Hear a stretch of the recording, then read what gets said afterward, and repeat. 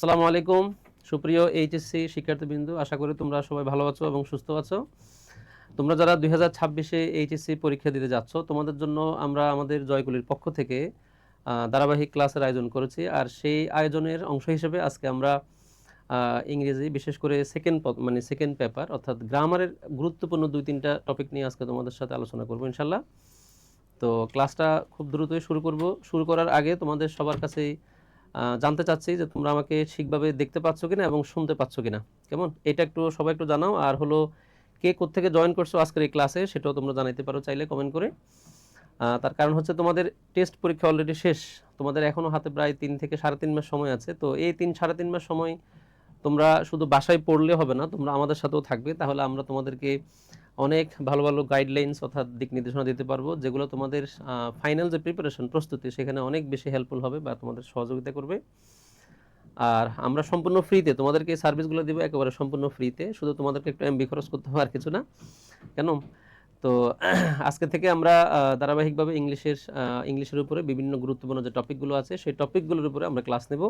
আর এখানে আরেকটা কথা বলে রাখি, সেটা হলো এই টপিকগুলো শুধু তোমাদের এইচএসসির সেকেন্ড পেপারের জন্য যে গুরুত্বপূর্ণ তা কিন্তু না। আমরা এই টপিকগুলো এমনভাবে তোমাদেরকে পড়াবো, অর্থাৎ এমন করে টপিকগুলো বা রুলসগুলো আমরা তোমাদেরকে কভার করার চেষ্টা করব, যাতে তোমরা এই টপিকগুলো থেকে অ্যাডমিশনে, অর্থাৎ সামনে তোমরা এরপরে ভর্তি পরীক্ষা দিবা 2026-এ, বিভিন্ন ইউনিভার্সিটিতে পরীক্ষা দিবা, এই অ্যাডমিশন ক্ষেত্রে যাতে তোমরা এখান থেকে হেল্প পাও অথবা সহযোগিতা পাও, অথবা তোমরা তোমাদের অ্যাডমিশনের যে ইংলিশের যে প্রস্তুতি সেখানেও যে তোমরা অনেক আগাই থাকো, আমরা সেই চিন্তাটা মাথায় রেখে আমরা তোমাদেরকে প্রস্তুত করাবো ইনশাল্লাহ। তো আমরা আজকে থেকে শুরু করতে যাচ্ছি আজকের ক্লাসটা। সো সবাই একটু ক্লাসে আমাকে একটু কমেন্ট করে জানাও যে তোমরা আমাকে যারা শুনতে পাচ্ছ ঠিকভাবে শুনতে এবং দেখতে পাচ্ছ কিনা সেটা একটু জানাও। আর কে কোত্থেকে জয়েন করছো আজকের এই ক্লাসে সেটাও তোমরা চাইলে জানাতে পারো। আমি এবং আরেকটা কাজ অবশ্যই করবা, সেটা হচ্ছে এই ক্লাসটা তোমরা শেয়ার করে দাও, অর্থাৎ নিজ নিজ টাইমলাইনে ক্লাসটা শেয়ার করে দাও যাতে সবাই দেখতে পারে, ঠিক আছে? কারণ আমাদের মূল টার্গেটটা হচ্ছে তোমাদেরকে, যেহেতু আমরা ফ্রিতে সার্ভিসটা দেবো, আমাদের মূল টার্গেটই হচ্ছে তোমাদের মধ্যে যত বেশি সংখ্যক, অ্যাজ মেনি অ্যাজ পসিবল, আমরা যাতে তোমাদের কাছে আমরা রিচ করতে পারি, আমাদের এই সার্ভিসটা তোমাদেরকে প্রোভাইড করতে পারি, ঠিক আছে? তো এটা আমরা তো একা পারবো না, অবশ্যই তোমাদের সহযোগিতা লাগবে। এই জন্য তোমাদের সবার প্রতি রিকোয়েস্ট থাকবে, তোমরা নিজ নিজ জায়গা থেকে তোমরা এই লাইভ ক্লাসটা শেয়ার করে দাও, এবং তোমাদের যারা বন্ধু বান্ধব আছে, যারা পরিচিত পরীক্ষার্থী আছে এই বছর, তাদেরকে মেনশন দিয়ে দাও যাতে তারাও তোমাদের সাথে ক্লাসটা করতে পারে, ঠিক আছে? ওকে।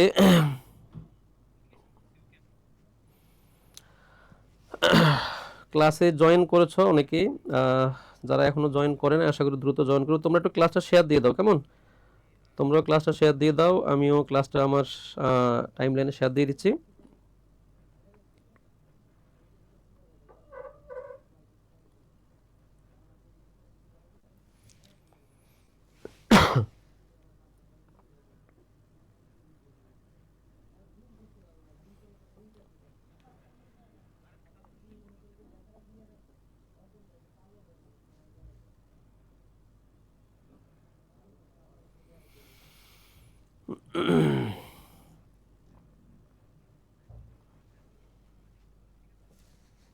ওকে, তো আমরা আসলে আজকে যেহেতু আমাদের ইংরেজির প্রথম ক্লাস, এইচএসসিকে কেন্দ্র করে আমরা প্রথম ক্লাস, আজকে আমরা এমন কিছু টপিক চুজ করেছি যেগুলো একেবারে বেসিক টপিক, অর্থাৎ যে টপিকগুলো থেকে এইচএসসি অ্যাডমিশন সব জায়গায় প্রশ্ন আসে। কেমন?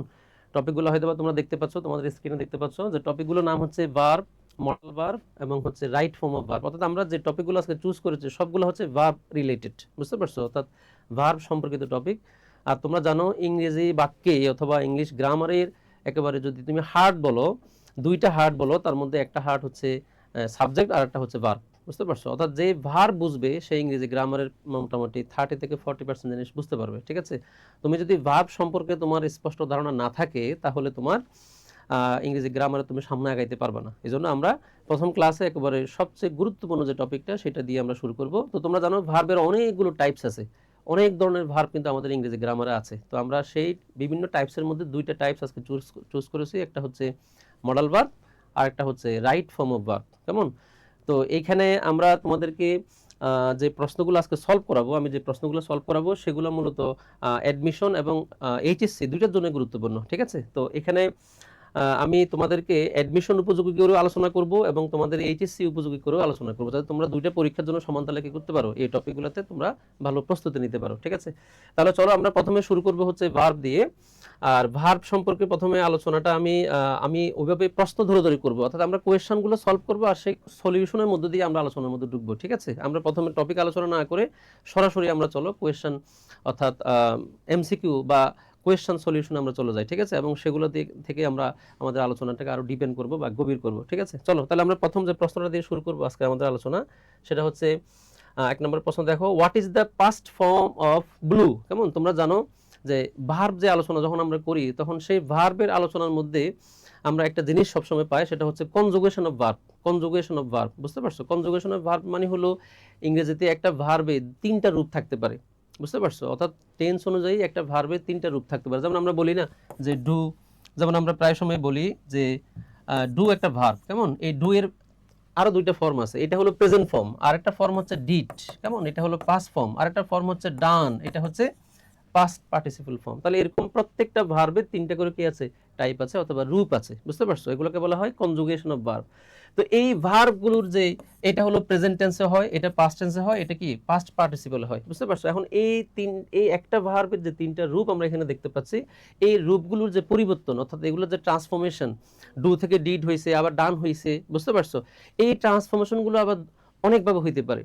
কিছু হচ্ছে রেগুলার হয়, আবার কিছু হয় ইরেগুলার, বুঝতে পারছো? যেমন কিছু কিছু শব্দ আছে, যেমন আমি আরেকটা শব্দ তোমাদেরকে দেখাই, ওয়াক। এইটা তুমি যদি V2 করো, অর্থাৎ পাস্ট টেন্স করো, তাহলে তোমাকে যে কাজটা করতে হবে এখানে একটা ইডি যুক্ত করতে হবে। আবার এটাকে তুমি যদি V3 করো, আমি এটাকে V1 ধরলাম, এটাকে V2 ধরলাম, এটাকে V3 ধরলাম, কেমন? এইভাবে যদি প্রত্যেকটা ভার্বকে আমি V1 V2 V3 তে ভাগ করি, তাহলে দেখবা এই পরিবর্তনটা কিছু কিছু ভার্বের ক্ষেত্রে একটা নির্দিষ্ট প্যাটার্ন মেইনটেইন করে, আবার কিছু কিছু ভার্বের ক্ষেত্রে নির্দিষ্ট প্যাটার্ন মেইনটেইন করে না।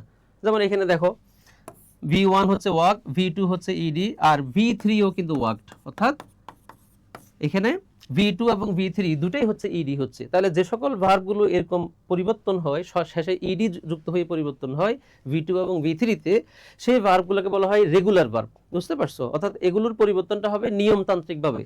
আবার কিছু ভার্ব আছে যেগুলো নিয়মতান্ত্রিকভাবে পরিবর্তন হয় না, যেমন দেখো ডু, ডু এর পরে ডিড আসছে V2 তে, আবার এখানে ডান আসছে। এই পরিবর্তনটা কিন্তু কোনো নিয়মতান্ত্রিক অথবা কোনো নির্দিষ্ট প্যাটার্ন অনুসরণ করতেছে না। তাহলে আমরা কনজুগেশন অফ ভার্ব যখন পড়বো, তোমরা আমাদের এই টপিকটা আমাদের ইংলিশ বিচিত্রা বইয়ে খুব সুন্দর করে পাবা, বুঝতে পারছো? এগুলো খুব সুন্দর করে চার্ট আকারে দেওয়া আছে। তো সেখানে তোমরা দেখবা ভার্বের এই পরিবর্তনটা 2 ভাগে বিভক্ত, একটা হচ্ছে নির্দিষ্ট প্যাটার্নে পরিবর্তন হয়, আর একটা হচ্ছে নির্দিষ্ট কোনো প্যাটার্ন অনুসরণ করে না। তাহলে যে শব্দগুলো নির্দিষ্ট প্যাটার্ন অনুসরণ করে না সেগুলোকে বলি আমরা ইরেগুলার ভার্ব, আর যেগুলো নির্দিষ্ট প্যাটার্ন অনুসরণ করে সেগুলোকে আমরা বলি রেগুলার ভার্ব, বুঝতে পারছো? তাহলে এখন আমরা এখানে যে শব্দটা পাচ্ছি ব্লু, এই যে ব্লু শব্দটা, এটাকে জিজ্ঞেস করতেছে এখানে যে এই ব্লু শব্দের V2 ফর্মটা কি, অর্থাৎ পাস্ট ইনডিফিনিট ফর্মটা কি হবে, বুঝতে পারছো? তাহলে এখন এই V2 অর্থাৎ ব্লু শব্দের যে পরিবর্তনটা, এইটা কিন্তু তোমার নির্দিষ্ট কোনো প্যাটার্ন অনুসরণ করে না, এটা তোমাকে মুখস্থ করতে হবে। তাহলে এখন দেখো, যদি আমি বলি যে নির্দিষ্ট প্যাটার্ন যেগুলো অনুসরণ করে সেগুলো মুখস্থ করার দরকার নাই, কিন্তু যেগুলো নির্দিষ্ট প্যাটার্ন অনুসরণ করে না সেগুলো আমরা কি করব? সেগুলো বুঝবো কিভাবে? যে ডু এর পরে কি ডিড হবে নাকি ডু এর পরে অন্য কিছু হবে, এটা বুঝবো কিভাবে? এগুলো বোঝার কোনো ওয়ে নাই, এগুলো তোমাদেরকে মুখস্থ করতে হবে। এখন কোত্থেকে মুখস্থ করবা? এগুলো নির্দিষ্ট চার্ট আছে আমাদের ইংলিশ বিচিত্রের বইয়ে, সেখানে কনজুগেশন অফ ভার্বের আলোচনায় দেখবা এই চার্টটা দেওয়া আছে। সেখানে এই শব্দগুলোর পাস্ট টেন্স এবং পাস্ট পার্টিসিপলের যে রূপান্তর অথবা যে ট্রান্সফরমেশন, এটা খুব সুন্দর করে দেওয়া আছে চার্ট আকারে, কেমন? যেগুলো নির্দিষ্ট, যেগুলো গুরুত্বপূর্ণ, শুধু সেগুলোই দেওয়া আছে, কেমন? তাহলে এখন আমাকে বলো ব্লু শব্দের পাস্ট টেন্স কি হবে? ব্লু শব্দের পাস্ট টেন্স হচ্ছে BLEW, ব্লু, কেমন? ব্লু শব্দের পাস্ট টেন্স হচ্ছে V2 হচ্ছে ব্লু, BLEW, ব্লু, কেমন? আর এইটার পাস্ট পার্টিসিপল ফর্ম হচ্ছে BLOWN, ব্লুন, ঠিক আছে? তাহলে ব্লু শব্দের অর্থ হচ্ছে প্রবাহিত হওয়া অথবা ফু দেওয়া। এটার পাস্ট টেন্স হচ্ছে ব্লু, আর এটার পাস্ট পার্টিসিপল ফর্ম হচ্ছে কি ব্লুন, BLOWN, ব্লুন। তাহলে এটাকে আমরা বলতে পারি B1, এটাকে বলতে পারি B2, এটাকে বলতে পারি B3, বুঝতে পারছো? B1 হচ্ছে প্রেজেন্ট ফর্ম, V2 হচ্ছে পাস্ট ফর্ম, অর্থাৎ যেটা আমাদের এখানে প্রশ্নে চাইছে, আর B3 হইলো ভার্বের পাস্ট পার্টিসিপল ফর্ম, বুঝতে পারছো? তাহলে এখানে যে পরিবর্তনটা হয়েছে এটা কি নির্দিষ্ট প্যাটার্ন অনুসরণ করছে? না, এটা নির্দিষ্ট প্যাটার্ন অনুসরণ করে নাই, ঠিক আছে? তো এরকম অসংখ্য শব্দ আমরা পাবো যেগুলো নির্দিষ্ট প্যাটার্ন অনুসরণ করবে না।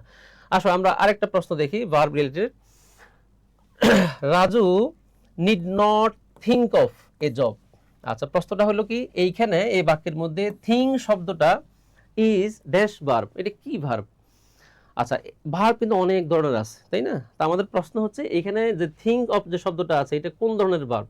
আচ্ছা, এখন এই জিনিসটা আনসার করতে হলে আমাদেরকে যে জিনিসটা বুঝতে হবে, প্রথমে আমরা ভার্বের একটু দেখো সবাই, ভার্বের একটা ক্লাসিফিকেশন দেখো। ভার্বের প্রথম যে ক্লাসিফিকেশনটা সেটা হলো ভার্ব সাধারণত দুই প্রকার, একটা হচ্ছে ফাইনাইট ভার্ব, একটা হলো কি ফাইনাইট ভার্ব।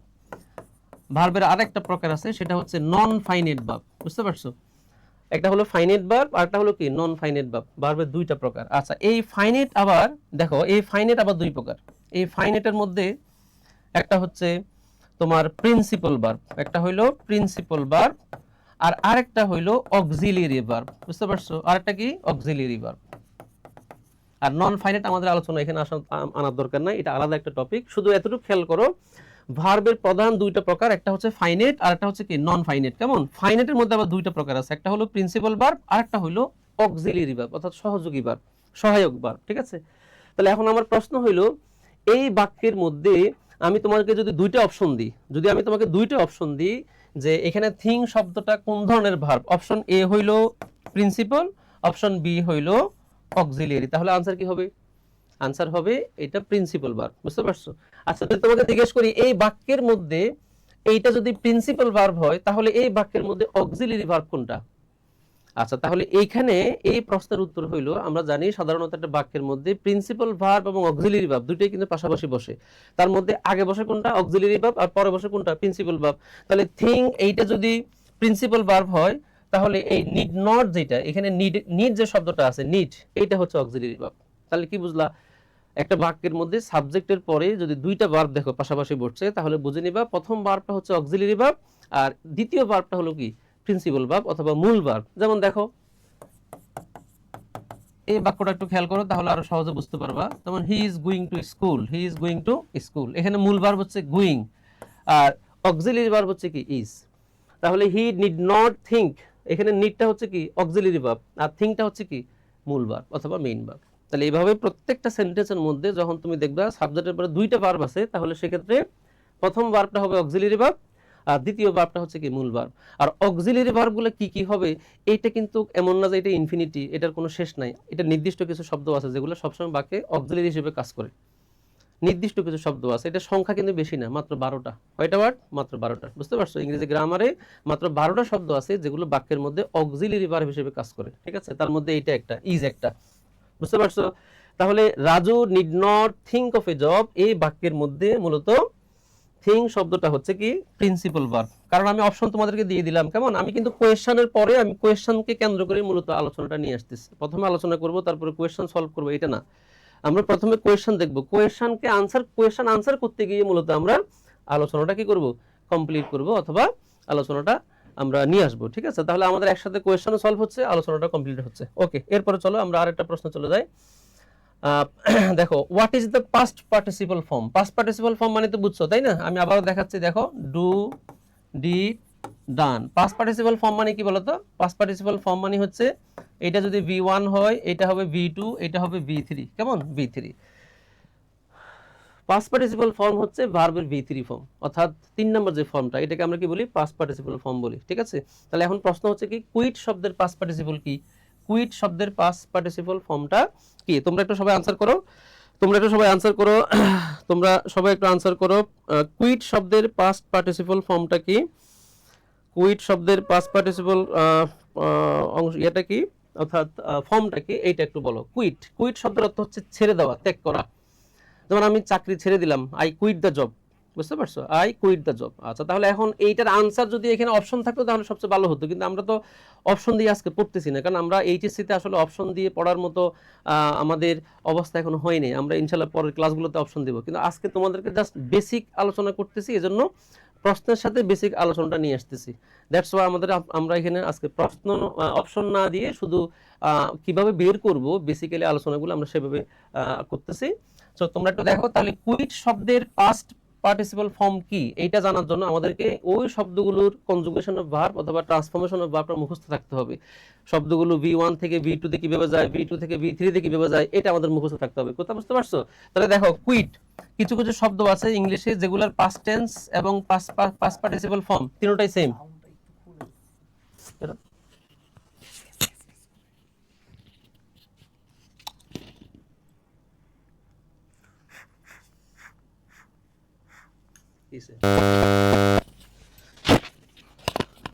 আচ্ছা, এই প্রশ্নটা আরেকটু দেখো, সেটা হলো প্রশ্নটা বলতে চাচ্ছে যে what is the past participle form of quit, অর্থাৎ কুইট শব্দের 3 নাম্বার রূপটা কি, V3 রূপটা কি, বুঝতে পারছো? আচ্ছা, তাহলে এখন এটা তো আমার এখানে অপশন থাকলে আমরা হয়তো বা অপশন থেকে দেখে আনসার করতে পারতাম বা ট্রাই করতে পারতাম, তাই না? এটা হোক বা এটা। এখন যেহেতু অপশন নাই, তো তোমাদেরকে আমি একটু বলে রাখি, ইংরেজিতে কিছু কিছু ভার্ব আছে যে ভার্বগুলোর V1 V2 V3 তিনোটা ফর্মই সেম, তার মধ্যে একটা শব্দ হচ্ছে কুইট। তাহলে এখন বলো, কুইট যেহেতু তিনোটা ফর্মই সেম হবে, তাহলে নিশ্চয়ই কুইটের পাস্ট পার্টিসিপল ফর্মটাও কি হবে? কুইটই হবে। অর্থাৎ এটাও কুইট, এটাও এটাও কি কুইট। জাস্ট তোমাদেরকে স্যাম্পল দেখাচ্ছি যে তোমরা তোমরা এই ভার্ব রিলেটেড এই ট্রান্সফরমেশনগুলো কিভাবে পড়বা এইটা দেখাচ্ছি। ইনশাআল্লাহ নেক্সট ক্লাস থেকে আমরা এগুলো একেবারে তোমাদেরকে এমসিকিউ আকারে তোমাদেরকে পড়াবো, অথবা যেভাবে অ্যাডমিশন আসে, যেভাবে তোমাদের এইচএসসি তে আসে সেই ফর্মে আমরা পড়াবো। আজকে জাস্ট শুধু দেখাই দিচ্ছি তোমাদেরকে, জাস্ট ক্লুগুলো দিয়ে দিচ্ছি। জাস্ট একটু মনে রাখো যে কিছু কিছু শব্দ আছে যে শব্দগুলোর প্যাটার্নের মধ্যে ইডি হয়, আবার কিছু আছে ভিন্ন রকম হয়, আবার কিছু আছে একই রকম হয় সবগুলো। যেমন তার মধ্যে এটা একটা শব্দ কুইট, কুইটের পাস্ট টেন্স, কুইটের পাস্ট পার্টিসিপল ফর্ম সবগুলোই সেম। যেমন আরেকটা শব্দ আছে এরকম, দেখো পুট, পুটের প্রেজেন্ট ফর্ম, পুটের পাস্ট ফর্ম এবং পুটের পাস্ট পার্টিসিপল ফর্ম তিনটাই কিন্তু একই রকম, দেখছো? তাহলে এই শব্দগুলোর ট্রান্সফরমেশন বা কনজুগেশন অফ ভার্বের মধ্যে কোনো পরিবর্তন নাই, এগুলোর তিনটা রূপই সেম সেম, ঠিক আছে? Quit quit quit, put put put, let let let, বুঝতে পারছো? হার্ট হার্ট হার্ট, এরকম 7-8টা সর্বোচ্চ 10-12টা শব্দ আছে। এগুলো তোমাদের আমাদের ইংলিশ বিচিত্রা যে বইটা আছে সেখানে তোমরা এগুলো পাবা। কেমন? আমি দেখাই দিব তোমাদেরকে। এই ভার্বের প্রশ্নগুলো শেষ করার পরে আমাদের যে বইয়ের যে চিত্রটা, অর্থাৎ বইয়ের যে সরাসরি যে পৃষ্ঠাটা যেখানে এই আলোচনাগুলো আছে সেগুলো দেখাই দেবো তোমাদেরকে, ঠিক আছে? আচ্ছা, এরপরে নেক্সট কোয়েশ্চেনটা দেখো, he became made, what kind of verb became is. আচ্ছা, দেখছো সবগুলো ভার্ব রিলেটেড প্রশ্ন এখানে। তাহলে সে হয়ে গেল পাগল, অর্থাৎ সে পাগল হয়ে গেল। এই বাক্যের মধ্যে বিকেম শব্দটা কি, অর্থাৎ এটা কোন ধরনের ভার্ব? এই বিকেম শব্দটা কোন ধরনের ভার্ব, বুঝতে পারছো? আচ্ছা, এইটা আনসার করতে হলে তোমাদেরকে আমি আরেকটা জিনিস দেখাইতে হবে, এটা না দেখাইলে তোমরা হয়তো বুঝবে না। দেখো, প্রথমে আমরা একটু খেয়াল করি ভার্ব, হ্যাঁ, ভার্বের যে প্রকারটা আমরা দেখছিলাম একটু আগে, হয়তো সবারই মনে আছে। দেখো, এই ভার্বের মধ্যে একটা হলো ফাইনাইট, হ্যাঁ, একটা হলো ফাইনাইট আর একটা হচ্ছে নন ফাইনাইট। আচ্ছা, এই ফাইনাইটের মধ্যে আবার একটা হলো ট্রানজিটিভ, একটা হলো কি ট্রানজিটিভ, আর একটা হইলো ইনট্রানজিটিভ, বুঝতে পারছো? ইনট্রানজিটিভ। আচ্ছা, তাহলে ভার্বের আলোচনায় এইটা একটু খেয়াল করো। ফাইনাইট ভার্বকে আবার দুই ভাগে বিভক্ত করা হয়, একটা হচ্ছে ট্রানজিটিভ আর একটা হচ্ছে কি ইনট্রানজিটিভ। ট্রানজিটিভ কোনটা আর ইনট্রানজিটিভ কোনটা, এই জিনিসটা বোঝাটা খুবই গুরুত্বপূর্ণ।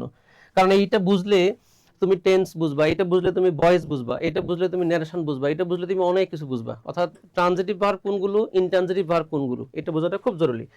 ট্রানজিটিভ ভার্ব হচ্ছে যে ভার্বের পরে অবজেক্ট থাকে, আর ইনট্রানজিটিভ ভার্ব হচ্ছে যে ভার্বের পরে অবজেক্ট থাকে না, বুঝতে পারছো? এখন প্রশ্ন হচ্ছে অবজেক্ট কি?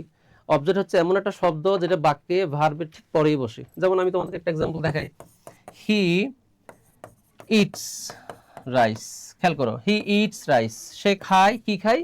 রাইস খায়। তাহলে এখন বলো, সে খায় কি খায়? প্রশ্ন করছি আমি, এই প্রশ্নের উত্তর আমি কি পাইছি? রাইস পাইছি। তাহলে যেই ভার্বের পরে অবজেক্ট থাকে কি, যে ভার্বকে তুমি প্রশ্ন, তুমি যদি ভার্বকে প্রশ্ন করো যদি কি দিয়ে অথবা কাকে দিয়ে, যেমন সে কি খায়? রাইস খায়। সে পড়ায় কাকে? পড়ায় করিমকে পড়ায়। তাহলে কি বা কাকের উত্তরে তুমি যদি কোনো প্রশ্ন করে কোনো উত্তর পাও, আর সেই উত্তরটা যদি ভার্বের পরে বসে, তাহলে সেই ভার্বটার নাম হচ্ছে ট্রানজিটিভ। এই ভার্বটা কি বলতো? ট্রানজিটিভ। এটা হলো ট্রানজিটিভ ভার্ব। আর যদি এমন হয় যে ভার্বের পরে কি বা কাকে দিয়ে প্রশ্ন করলে কোনো উত্তর আসে না, তাহলে সেটা ইনট্রানজিটিভ। যেমন দেখো, হি স্লিপস, হি স্লিপস, সে ঘুমায়।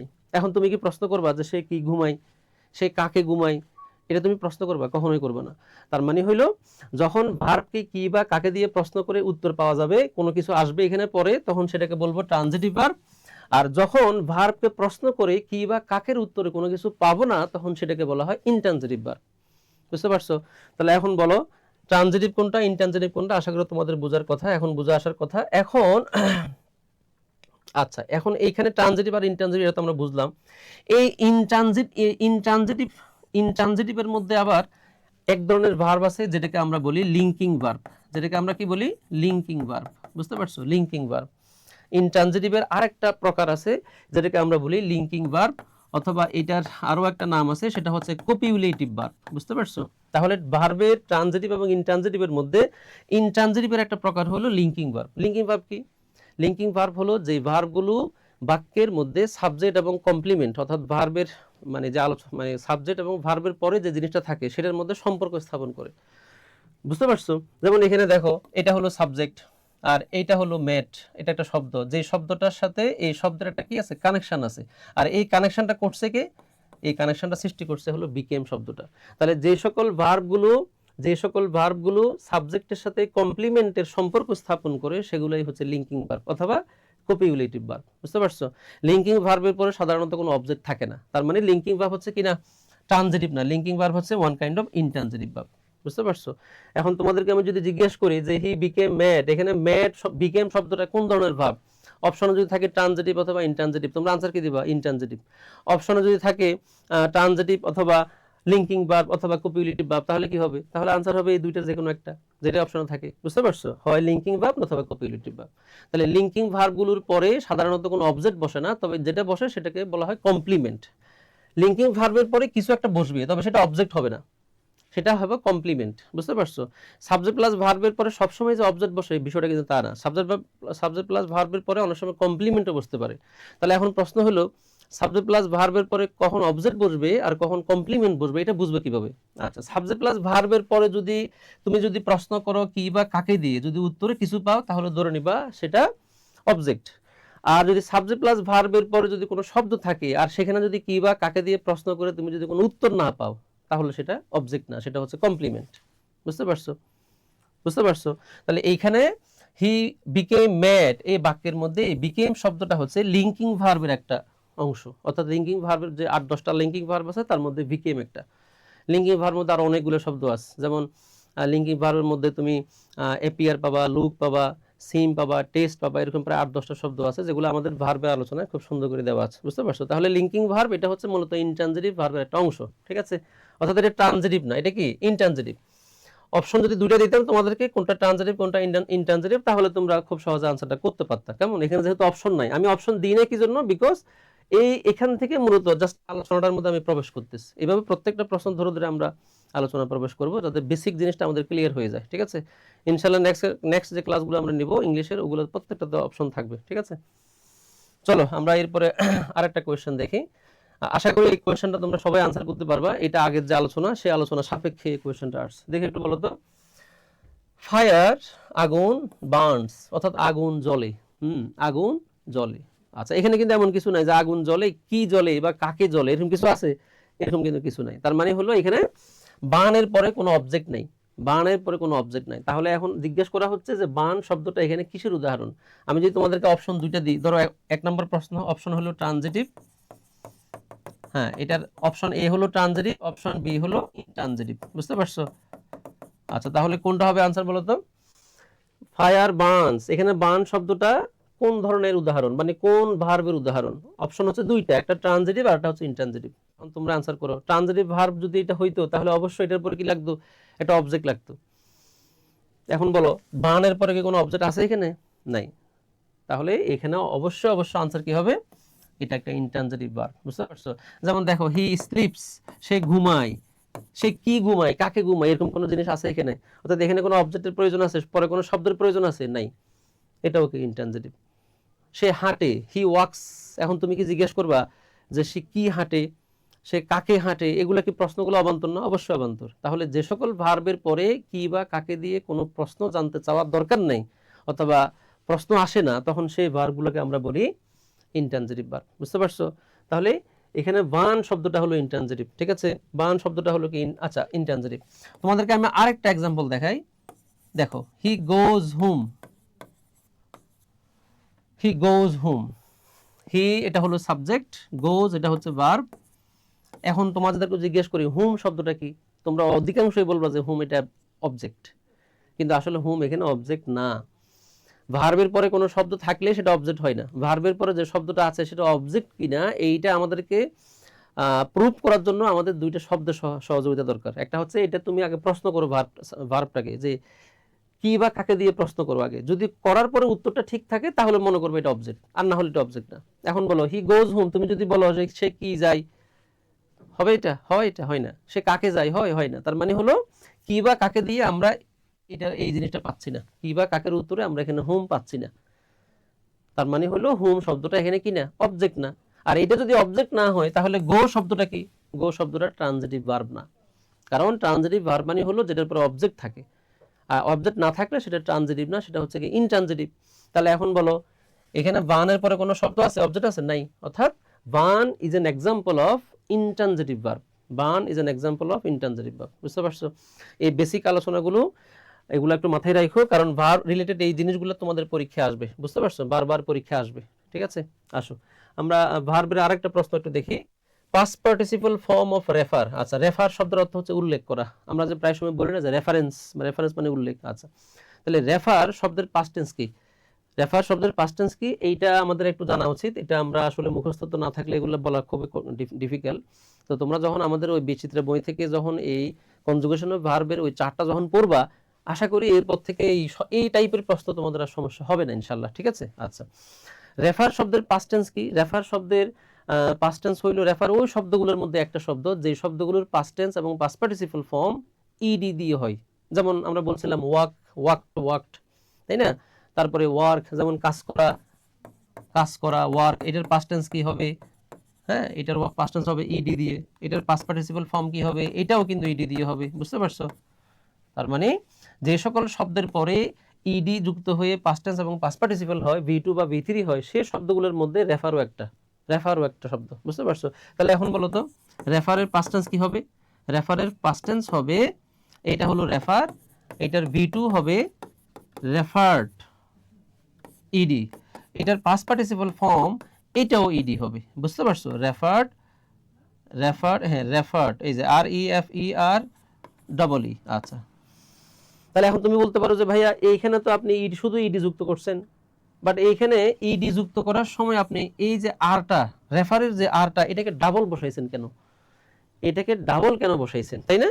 একটা প্রশ্ন আসতে পারে যে ওয়ার্কের ক্ষেত্রে শুধু ইডি যুক্ত হয়েছে, কিন্তু এই রেফারের ক্ষেত্রে ইডির সাথে আবার এখানে শেষের যে শব্দটা অর্থাৎ আর যে শব্দটা, এটা ডাবল কেন হয়েছে, তাই না? এটা প্রশ্ন আসতে পারে। আচ্ছা, যদি এই প্রশ্নগুলো তোমাদের মাথায় থেকে থাকে তাহলে এটার উত্তর হইল, যদি কোনো শব্দের শেষের অক্ষরটা কনসোনেন্ট হয়, খেয়াল করো, যদি ভার্বের শেষের লেটারটা যদি কনসোনেন্ট হয় এবং সেই কনসোনেন্টের আগের শব্দটা, অক্ষরটা যদি বাউল হয়, তাহলে সেই শব্দের পরে ইডি যুক্ত করার সময় শেষের অক্ষরটা বা লেটারটা কি হবে? ডাবল হবে।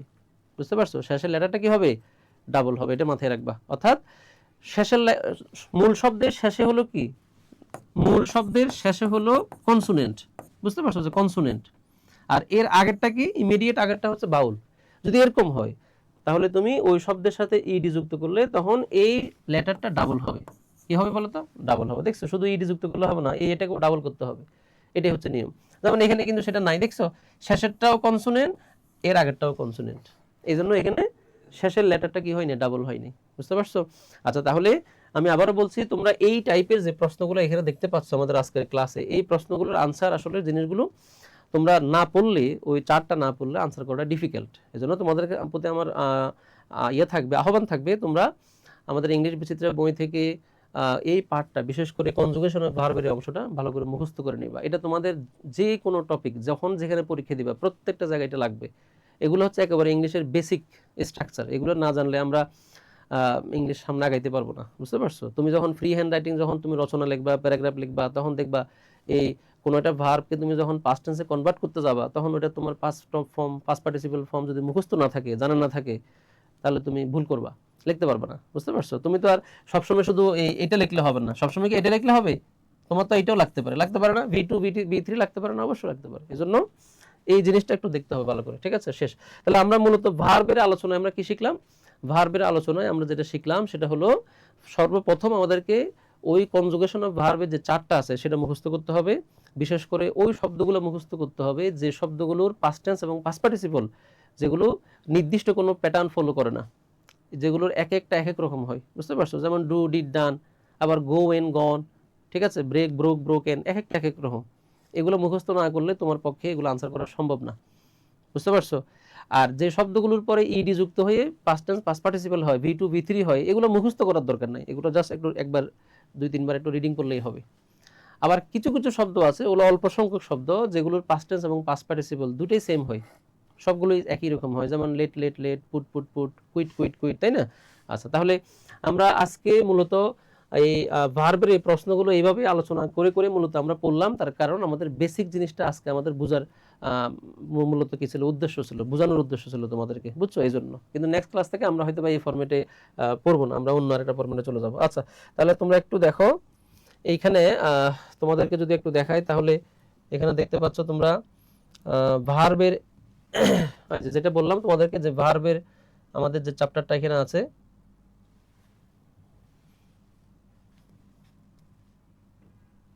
দেখো এখানে একটু দেখো,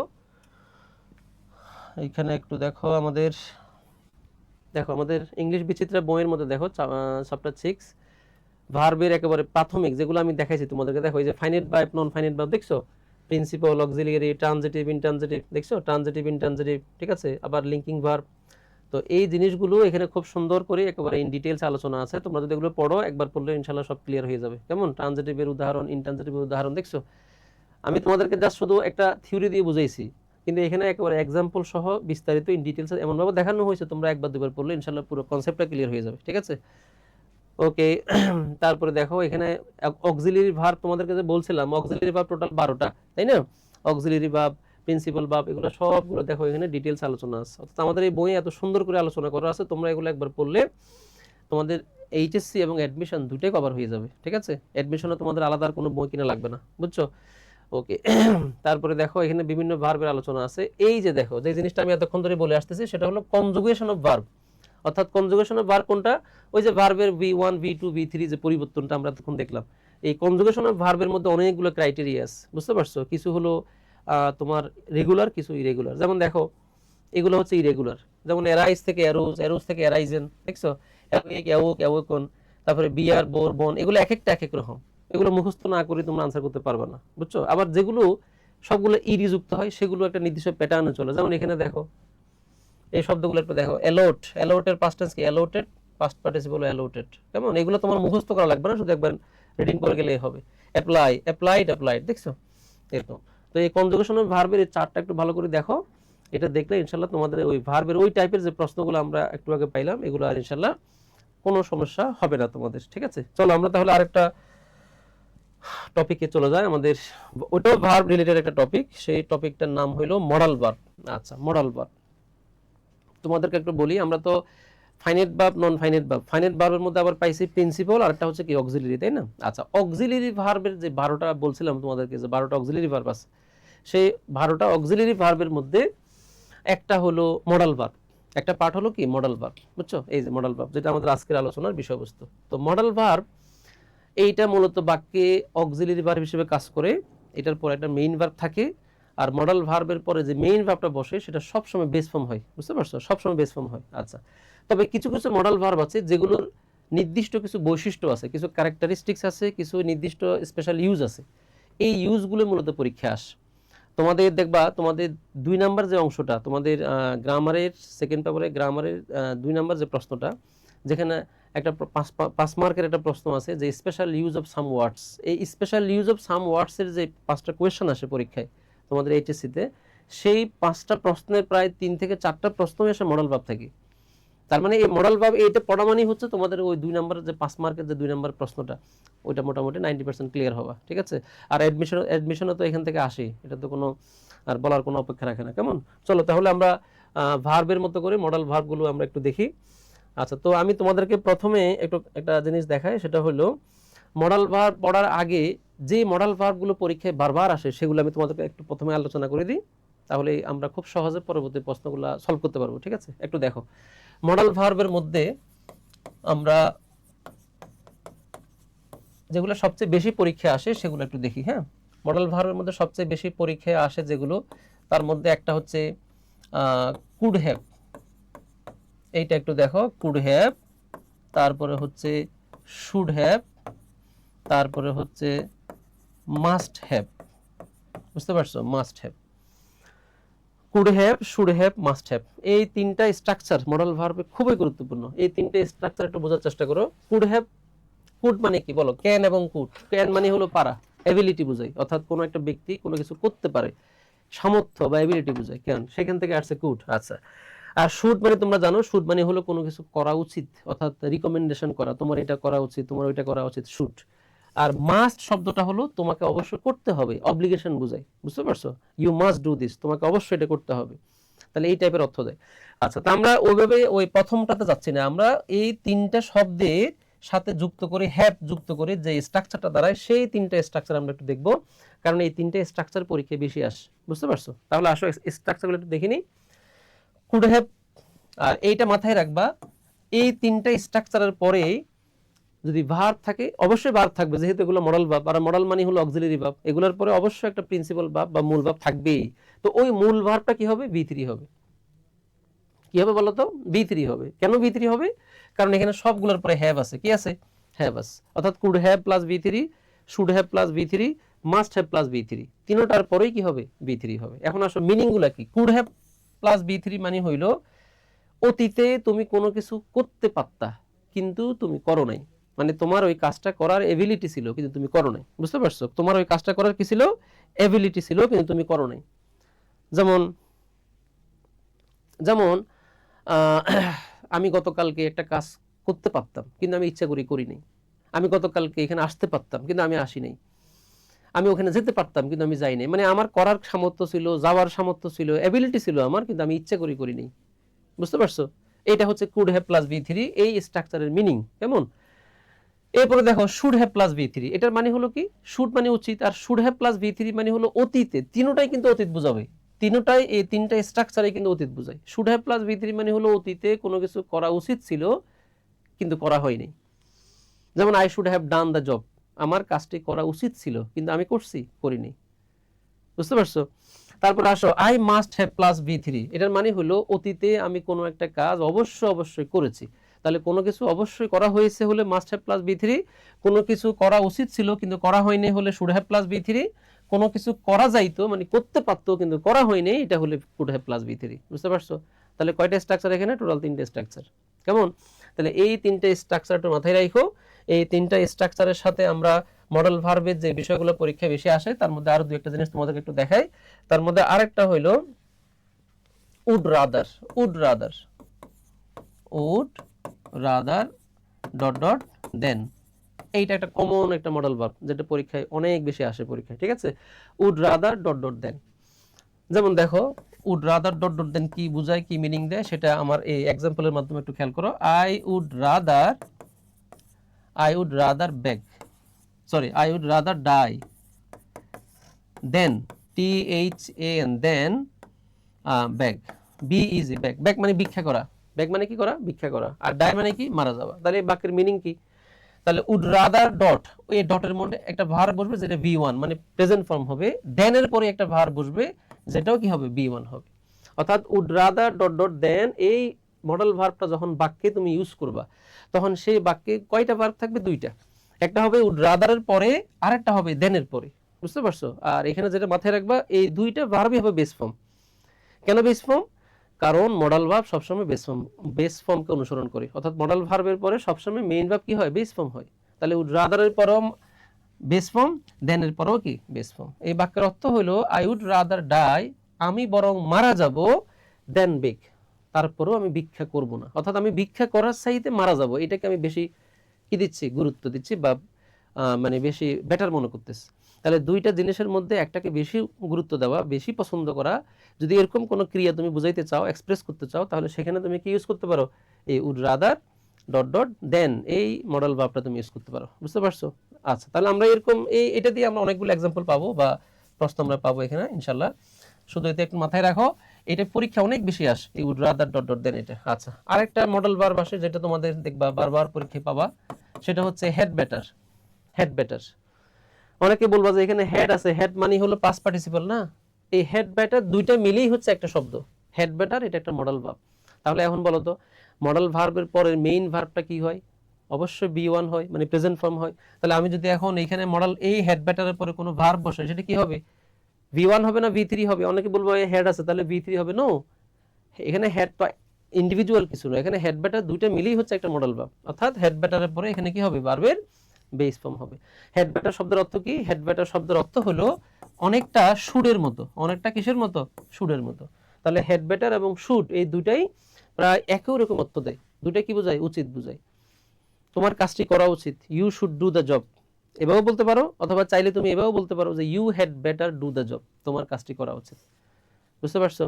তাহলে হেড বেটার দেখে তোমরা আবার ঘাবড়ে যাইও না যে এটার মিনিং না জানে অন্য কিছু হবে, অথবা এটা হেড আছে না জানে ভার্ব বি3 হবে, এরকম কিছুই না। হেড বেটার মূলত একটা মডাল ভার্ব যেটা শুডের অর্থ দেয়। ঠিক আছে, ওকে, শেষ। আমরা এইটা তাহলে বুঝতে পারলাম। এখন আমরা চলো আমাদের সেই প্রশ্নের যে সলিউশন, মানে প্রশ্ন সমাধানে আমরা চলে যাই। এখন আশা করি তোমরা এই প্রশ্নগুলো আনসার করতে পারবে খুব সহজে। দেখো প্রথম, দেখো হি ড্যাশ দিয়ার, হ্যাঁ, হি ড্যাশ দিয়ার because he spent the evening here with me. He spent the evening here with me. আচ্ছা, আমি দুটো অপশন দিয়ে দিচ্ছি, তাহলে তোমাদের জন্য আনসার করা সহজ হয়ে যাবে। দেখো দুইটা অপশন দিয়ে দিচ্ছি, খুব সহজ হবে তোমাদের আনসার করতে। অপশন প্রথমটা হলো কুড হ্যাভ, আর একটা হলো শুড হ্যাভ। আচ্ছা, এখন তোমরা বলো যে কোনটা আনসার হবে। He could have here, sorry, he could have there because he spend the evening here with me, আর একটা হলো he should have there because he spend the evening here with me. আচ্ছা, এখানে দুইটার সাথে বিন যুক্ত করতে হবে, কারণ বিন যুক্ত না করলে হবে না। বিন মানে থাকা আর কি, অর্থাৎ হি কুড হ্যাভ বিন দিয়ার, সে সেখানে থাকতে পারতো, because he spend the evening here with me. বুঝতে পারছো? কারণ সে সেখানে কি করছে, আমার সাথে পুরো বিকেলটা কাটাইছে। ঠিক আছে, সে বিকেলে আমার সাথে পুরো ইয়েটা কাটাইছে। তার মানে হইলো, কথাটার মিনিং হইলো, মানে সে আমার সাথে যেহেতু পুরো বিকেলটা এখানে কাটাইছে, তার মানে সে সেখানে যায় নাই, অর্থাৎ সে সেখানে যাইতে পারতো। এইটা যদি আমি কুড হ্যাভ দিই, আর যদি আমি এইটা দিই, তাহলে মিনিংটা হবে হি শুড হ্যাভ বিন দিয়ার, অর্থাৎ তার সেখানে যাওয়া উচিত ছিল কিন্তু সে যায় নাই। তার সেখানে যাওয়া উচিত ছিল, হ্যাঁ, কিন্তু সে যায় নাই, কারণ সে আমার সাথে পুরো বিকেলটা এখানে কাটাইছে। তাহলে এখন বলো, তোমাদের যে দুইটা অপশন আমি দিলাম, কুড হ্যাভ আর একটা হচ্ছে শুড হ্যাভ, এই দুইটার মধ্যে কোনটা দিলে আমরা এখানে সবচেয়ে মিনিংফুল সেন্টেন্স পাবো? একটু বলো তো আমাকে, কোনটা দিলে আমরা সবচেয়ে বেশি মিনিংফুল সেন্টেন্সটা পাবো? এইটা একটু আনসার করো, এইটা একটু আনসার করো সবাই, যে হি কুড হ্যাভ বিন দিয়ার অথবা হি শুড হ্যাভ বিন দিয়ার। ঠিক আছে, হি কুড হ্যাভ বিন দিয়ার, হি শুড হ্যাভ বিন দিয়ার, because he spend the evening here with me. কেমন? এইটার মধ্যে আমরা কোনটা এখানে আনসার বসাইলে সবচেয়ে মিনিংফুল সেন্টেন্স হবে, একটু আমাকে বলো। তোমরা একটু কমেন্ট করো, যারা যারা আছো তোমরা সবাই একটু কমেন্ট করে বলো যে এখানে কোনটা আনসার দিলে আমরা মিনিংফুল একটা সেন্টেন্স পাবো। কেমন? অপশন দুইটা, অপশন কিন্তু আমি চারটা দিই না, চারটা দিলে অনেক বেশি কনফিউজিং লাগতো, তাই না, কষ্ট হতো, কিন্তু মাত্র অপশন দুইটা দিলাম যাতে তোমরা সহজে আনসার করতে পারো। বাক্যটা একটু খেয়াল করো, হ্যাঁ, হি সেখানে সে যেতে পারতো বা থাকতে পারতো, কুড হ্যাভ অথবা শুড হ্যাভ যেটাই বলি, কারণ সে কাটিয়েছে পুরো বিকেলটা, হ্যাঁ, ইভিনিং, পুরো বিকেল সময়টা কাটিয়েছে কার সাথে? আমার সাথে। কোথায়? এখানে। তার মানে সে সেখানে যায় নাই, তার মানে সে সেখানে যায়নি। বুঝতে পারছো? সে আমার সাথে পুরো বিকেলটা কাটাইছে। তো এটার অর্থ হইলো সে সেখানে যেতে পারতো, অর্থাৎ সে আমার সাথে ছিল কিন্তু সে সেখানে যায়নি, মানে সে সেখানে থাকতে পারতো কিন্তু সে আমার সাথে ছিল, অর্থাৎ সে যদি ওখানে যাইতে, সে ওখানে যাওয়ার তার কি ছিল? সক্ষমতা ছিল, অর্থাৎ সে আমার সাথে ছিল কিন্তু সে চাইলে ওখানে যেতে পারতো কিন্তু সে যায়নি। কোনো একটা কারণে হয়তো সে ওইটা অ্যাভয়েড করছে, সে আমার সাথে থাকাটাকে প্রিফার করছে। বুঝতে পারছো? তাহলে এখানে এই দুইটা অপশনের মধ্যে আমি মনে করি এইটা বেশি পারফেক্ট। তবে এইটা দিলেও যে ভুল হবে তা কিন্তু না। তুমি যদি একটু মিনিং খেয়াল করো, এইটার মিনিংটাও কিন্তু অনেকটা এখানে বসাইলে বাক্যটা একেবারে যে খুব বেশি মিনিংলেস হয় তা কিন্তু না। ঠিক আছে, তবে এইটা বেশি পারফেক্ট, এই দুটার মধ্যে এইটা বেশি বেটার আনসার। কেমন? এটা বেশি better answer, could have been there, could have been there. ঠিক আছে, আশা করি বুঝতে পারছো। এরপর আসো আমরা আরেকটা প্রশ্ন সলভ করি মডেল ভার্বে। দেখো, although working conditions, although working condition, অর্থাৎ অলদো মানে হলো যদিও। আচ্ছা, অলদো এটা কখন ইউজ করি আমরা? এটা একটা কনজাংশন। অলদো সাধারণত আমরা ইউজ করি যখন একটা বাক্যের মধ্যে দুইটা অংশ থাকে, দুইটা ক্লজ থাকে। কেমন? দুইটা ক্লজ একটা আরেকটা বিপরীত হবে, অর্থাৎ একটা আরেকটা যখন বিপরীত অর্থ দিবে, এরকম যখন দুইটা ক্লজ একসাথে আমরা বসাবো তখন সাধারণত অলদো আমরা ইউজ করি। ঠিক আছে, যেমন although he is weak he can walk, যদিও সে দুর্বল কিন্তু সে হাঁটতে পারে। তাহলে এখানে দুইটা বিপরীতমূলক অর্থ, দুর্বল হলে তো হাঁটতে পারার কথা না, তাই না? তাহলে এখানে বলতেছে যে যদিও কাজের পরিবেশ ড্যাশ ইন মেনি অকুপেশনস, অনেক পেশায় কাজের পরিবেশ কি হয়েছে, হয়তোবা ভালো হয়েছে খারাপ হয়েছে সেটা তোমরা বলবা, এটা অপশন থেকে বলতে হবে। In the past few years, in the past few years, অর্থাৎ বিগত বছরগুলোতে কাজের পরিবেশ অনেক পেশায় কি হয়েছে, পরিবর্তন হয়েছে।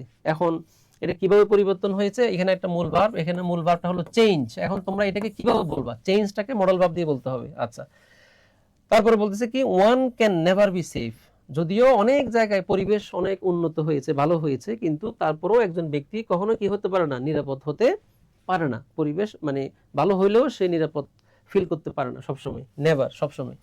পার্টিকুলারলি বিশেষ করে in places with higher risk, বিশেষ করে ওই সমস্ত জায়গায় যেখানে ঝুঁকি বেশি। ধরো কাজের পরিবেশ উন্নত হয়েছে, এটা সত্য, কিন্তু এখনো দেখবা বাংলাদেশে অনেক কনস্ট্রাকশনে দেখবা শ্রমিকরা অনেক ঝুঁকি নিয়ে কাজ করে, যেখানে পরিবেশ উন্নত হইলেও কিন্তু মানুষের নিরাপদ বোধ করার কোনো কি নেই, সুযোগ নেই। এটাই হচ্ছে মূল বাক্য, এই অর্থটা মূলত এই বাক্যের অর্থ। আচ্ছা, তাহলে আমি এখন তোমাদেরকে যদি অপশন দিই, দুইটা অপশন দিলাম এখানে, হ্যাঁ। একটা হলো অপশন এ হচ্ছে may have, may have change, may have change. আরেকটা হইল could have change, could have change. দুটেই চেঞ্জ হবে, শুধু মডেল ভাবটা আলাদা হবে আর কি, বুঝতে পারছো? এখন তুমি যদি এখানে মে হ্যাভ বসাও তাহলে মিনিং কেমন আসে, আর যদি কুড হ্যাভ বসাও তাহলে মিনিং কেমন আসে, একটু খেয়াল করো। যদি আমি এখানে কুড হ্যাভ বসাই তাহলে অর্থ হবে working conditions could have change in many occupations in the past few years, অর্থাৎ কাজের পরিবেশ ভালো হইতে পারত কিন্তু ভালো হয় নাই। হয়েছে বাক্যটা? না, ভালো হয়েছে বিধায় তো আমরা এখানে অল দুটা ইউজ করছি, তাই না? নিশ্চয়ই এখানে এমন একটা শব্দ আমরা বসাবো, মডেল ভার্ব বসাবো, যে মডেল ভার্বের মিনিং এর মধ্যে সম্ভবত ভালো হয়েছে এরকম একটা মিনিং দিবে, ঠিক আছে? অপশন দুইটা, তার মানে এই অপশনটা আমি যদি বসাই তাহলে বাক্যের মিনিংটা উলটপালট হয়ে যাচ্ছে, অর্থাৎ মিনিংফুল হচ্ছে না। বাট যদি এটা বসাই মে হ্যাভ চেঞ্জ, তাহলে অর্থ কি দাঁড়াচ্ছে বলতো? মে হ্যাভ চেঞ্জ, এটার অর্থ দাঁড়াচ্ছে বাক্যের যদিও ওয়ার্কিং কন্ডিশনস হয়তোবা, মে হ্যাভ চেঞ্জ মানে হচ্ছে অতীতে কোনো কিছু সম্ভাব্য পরিবর্তিত হয়েছে, মে হ্যাভ চেঞ্জ মানে হচ্ছে পরিবর্তন হয়েছে, সম্ভাবনা আছে এরকম, বুঝতে পারছো? অর্থাৎ কাজের পরিবেশ হয়তোবা কি হয়েছে, পরিবর্তন হয়েছে অনেক পেশায় বিগত বছরগুলোতে, কিন্তু তারপরেও একজন ব্যক্তি সবসময় নিজেকে নিরাপদ ভাবতে পারে না। এটাই হচ্ছে বাক্যের অর্থ, বুঝতে পারছো? আমরা বলতেছি যে অনেক জায়গায় পরিবর্তন হয়েছে, হ্যাঁ হয়েছে, হয়তোবা সম্ভবত পরিবর্তন হয়েছে, বলি না আমরা এভাবে কথা, হ্যাঁ। বাট তারপরেও একজন ব্যক্তি কাজের ক্ষেত্রে সবসময় নিরাপদ বোধ করতে পারে না, বুঝছো? তাহলে এখানে মে হ্যাভ চেঞ্জ এটাই হচ্ছে সবচেয়ে পারফেক্ট অপশন। এই দুইটার মধ্যে তো যদি আমি তোমাকে বলি যে কোনটা এখানে বসালে মিনিংফুল হবে বাক্যটা, তাহলে অবশ্যই এটা। তাহলে আমরা এই জিনিসটা নতুন শিখলাম, এটা তো আমরা আগেই দেখেছি, তাই না? Could have plus V3, should have plus V3, কিন্তু মে হ্যাভ প্লাস V3 মানে কি? মে হ্যাভ প্লাস V3 মানে হলো অতীতে কোনো একটা জিনিস সম্ভাব্য কি হয়েছে, পরিবর্তন হয়েছে, সম্ভাবনা আছে, পরিবর্তনের সম্ভাবনা আছে, এরকম মানে কোনো কিছু ঘটার সম্ভাবনা আছে, বুঝতে পারছো? মে হ্যাভ প্লাস V3, অতীতে কোনো কিছু ঘটার কি হয়েছে, সম্ভাবনা দেখা দিয়েছে, এরকম অর্থ দেয়। ওকে, তাহলে আশা করি এই দুইটার মধ্যে আমরা প্রথমটা কিভাবে হলো সেটা বুঝতে পারলাম। এরপর আসো আরেকটা খুবই সুন্দর প্রশ্ন, before you enter the classroom, অর্থাৎ তুমি ক্লাসরুমে প্রবেশ করার পূর্বে, ইউ তোমার dash the teacher's permission, teacher's permission, অর্থাৎ তোমার টিচারের কি নেওয়া উচিত ছিল, পারমিশন নেওয়া উচিত ছিল। বাক্যের অর্থ হলো তুমি ক্লাসে ঢুকছো কিন্তু তুমি কারো পারমিশন নাও নাই, টিচারের পারমিশন নাও নাই, ঠিক আছে?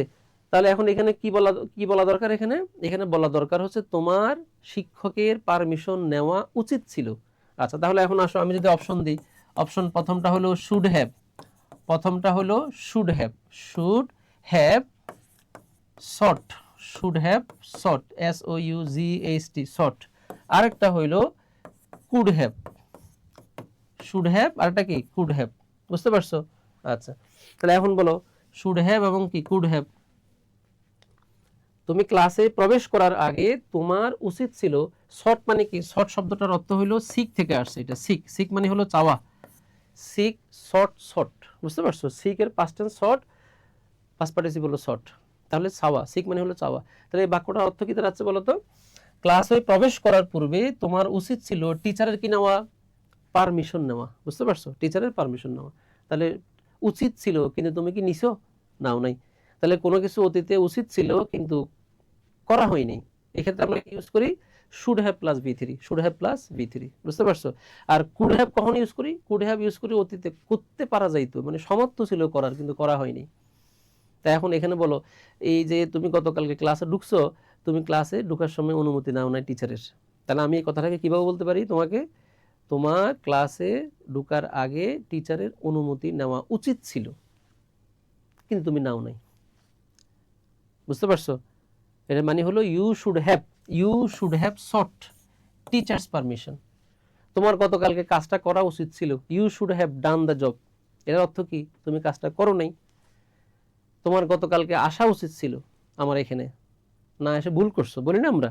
তাহলে you should have come here অর্থ হলো তুমি আসো নাই। তাহলে আমরা আবারও যে জিনিসটা আরেকটু ক্লিয়ার হলাম যে শুড হ্যাভ প্লাস V3 অর্থ হলো কোনো কিছু অতীতে করা উচিত ছিল কিন্তু করা হয়নি। এখন এখানে উচিত ছিল করা হয় নাই এটা হবে, নাকি করতে পারতো করে নাই এটা হবে? অবশ্যই এখানে এটাই বেশি perfect. Should have plus V3 এটা পারফেক্ট না, এটাই পারফেক্ট। মিনিং যদি আমরা চিন্তা করি তাহলে অবশ্যই এখানে শুড হ্যাভ প্লাস V3 এটা পারফেক্ট। বুঝতে পারছো? তাহলে শুড হ্যাভ, কুড হ্যাভ এই জিনিসগুলো আশা করি তোমরা আরো বেশি ক্লিয়ার হইছো। এখন আমরা এই প্রশ্নের মাধ্যমে আরেকটা জিনিস সম্পর্কে নতুন ধারণা পাবো, সেটা হচ্ছে মাস্টের ব্যবহার। মাস্ট, এই যে মাস্ট তোমরা তো অলরেডি একটা জিনিস পাই গেছো অলরেডি, সেটা হচ্ছে মাস্ট হ্যাভ প্লাস V3 পাইছো না? এটা মাস্ট হ্যাভ প্লাস V3 আমরা এটার মানে হলো অতীতে কোনো কিছু অবশ্য হয়েছে এটা বোঝায়। আচ্ছা, তো একটু খেয়াল করো, এখানে আরেকটা জিনিস অ্যাড করি আমি। মাস্ট হ্যাভ প্লাস V3 এই স্ট্রাকচারের সাথে তোমরা সবসময় একটা জিনিস মাথায় রাখবা, এটা যখন বাক্য পরীক্ষা যখন দিবে, প্রশ্ন যখন এটা থাকবে, তখন এইটা তখনই তুমি ইউজ করবা যখন এইটার আগে একটা ক্লু দেওয়া থাকবে।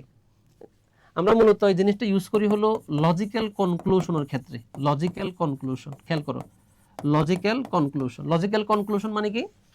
লজিক্যাল কনক্লুশন মানে হলো একটা বাক্য দেখে ওই বাক্য থেকে আমি একটা কনক্লুশন কি করব, ড্র করব, যেটা লজিক্যাল। যেমন ধরো পরীক্ষার রেজাল্ট দিছে আজকে সকাল 10টায়, 11টার দিকে আমার ছাত্র আমার কাছে আসছে, আসার সময় আমি তাকে দেখলাম সে খুবই মজায়, মানে খুবই ফুরফুরে আনন্দিত। আচ্ছা, তাহলে এখন আমাকে বলো তো আমি কি অ্যাজাম্পশন করব, আমার লজিক্যাল কনক্লুশনটা কি হবে? নিশ্চয় সে পরীক্ষা ভালো করছে, পরীক্ষা পাস করছে অথবা A+ পাইছে, তাই না? তাহলে এইটা হচ্ছে একটা লজিক্যাল কনক্লুশন। সকালে আমি ঘুম থেকে উঠে আমি বাসা থেকে বের হয়ে দেখি যে রাস্তা পুরোটাই ভিজা। আচ্ছা, এখন তোমরা আমাকে বলো, রাস্তা যে ভিজা আমার মাথায় কি কাজ করবে? আমি কখনো এটা চিন্তা করবো যে কুকুর প্রস্রাব করছে অথবা কোনো প্রাণী এসে প্রস্রাব করছে? এটা কি মাথায় আসবে? আমার প্রশ্নই আসে না। এটা যদি মাথায় আসে তাহলে তো আমি লজিক্যাল চিন্তাই করলাম না, আমি তাহলে ইলজিক্যাল চিন্তা করলাম। আমার মাথায় আসবে লজিক্যালি, আমি চিন্তা করব যে গত রাতে অবশ্য কি হয়েছে, বৃষ্টি হয়েছে। যেমন গত পরশুদিন একটা ঘটনা ঘটছে আমাদের বাংলাদেশে। একজন নাট্যকার বলবো না, মানে অভিনেতা, হ্যাঁ, অভিনেতার স্ত্রী সুইসাইড করছে। আচ্ছা, এখন তোমরা আমাকে বলো, এই সুইসাইড করার আগে তার সাথে তার হাজবেন্ডের অনেক ঝামেলা ছিল বিভিন্ন বিষয় নিয়ে। তাহলে আমরা কি এটা বলতে পারি না যে অবশ্যই তার স্বামী তাকে কষ্ট দিয়েছে? বলতে পারি কি না? অবশ্যই পারি। মানে একটা ঘটনা দেখার পরে ওই ঘটনা থেকে আমরা একটা অ্যাজাম্পশন কি করলাম, একটা কনক্লুশন মানে ড্র করলাম, যেটা অবশ্যই কি হবে, লজিক্যাল হবে। বুঝতে পারছো? তাহলে রাতে বৃষ্টি হয়েছে বিদায়, সকালে আমাদের রাস্তা ভেজা, ঠিক আছে? পরীক্ষা পাশ করছে বিদায় সে খুশি। তাহলে এই যে পরীক্ষা পাশ করছে, রাতে বৃষ্টি হয়েছে, এগুলা দেখে আমি ওই এর পরবর্তী বাক্যে আমি কি ইউজ করব, মাস্ট ইউজ করব। বুঝতে পারছো? তার মানে মাস্ট শব্দটা এমনি ইউজ হয় না। মাস্ট হ্যাভ অথবা মাস্ট বি এগুলো তুমি তখনই ইউজ করবা যখন তুমি এর আগের একটা বাক্য দ্বারা কি হবে, প্রভাবিত হবা। ঠিক আছে?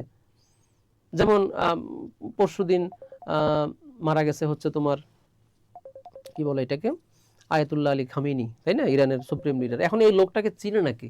এই লোকের নাম শুনে না এমন কোন লোক পৃথিবীতে আছে? সবাই শুনছে। তাহলে আমি সেখানে বলতে পারি যে you must have heard the name of Khamenei, তুমি অবশ্যই বা তোমরা অবশ্যই খামেনির নাম শুনে থাকবে। বলি না আমরা, প্রায় সময় বলি আমরা এই টাইপের বাক্য। বুঝতে পারছো? তাহলে আশা করি এই জিনিসটা তোমরা সবাই ক্লিয়ার হইছো যে মাস্ট হ্যাভ এই স্ট্রাকচারটা, মাস্ট হ্যাভ প্লাস V3 এই স্ট্রাকচারটা আমরা তখনই ইউজ করি যখন এটার আগে কি থাকবে, আরেকটা একটা অ্যাজাম্পশন বা একটা অনুমানমূলক বাক্য থাকবে, সেই অনুমান থেকে মূলত আমরা এই জিনিসটা ইউজ করবো। আচ্ছা, তাহলে এখন চলো আমরা এটা একটু সলভ করি এই প্রশ্নটা। এখানে বলতেছে তুমি মনে করো, ইউ থিঙ্ক তুমি কি ভাবো বা মনে করো, শি ইজ ম্যারিড, তোমার কি মনে হয় সে বিবাহিত? শি ইজ ম্যারিড, তোমার কি মনে হয় সে বিবাহিত? আচ্ছা, তাহলে এটা হলো প্রশ্ন। ওকে, এখন এই প্রশ্নের উত্তরটা কি হবে?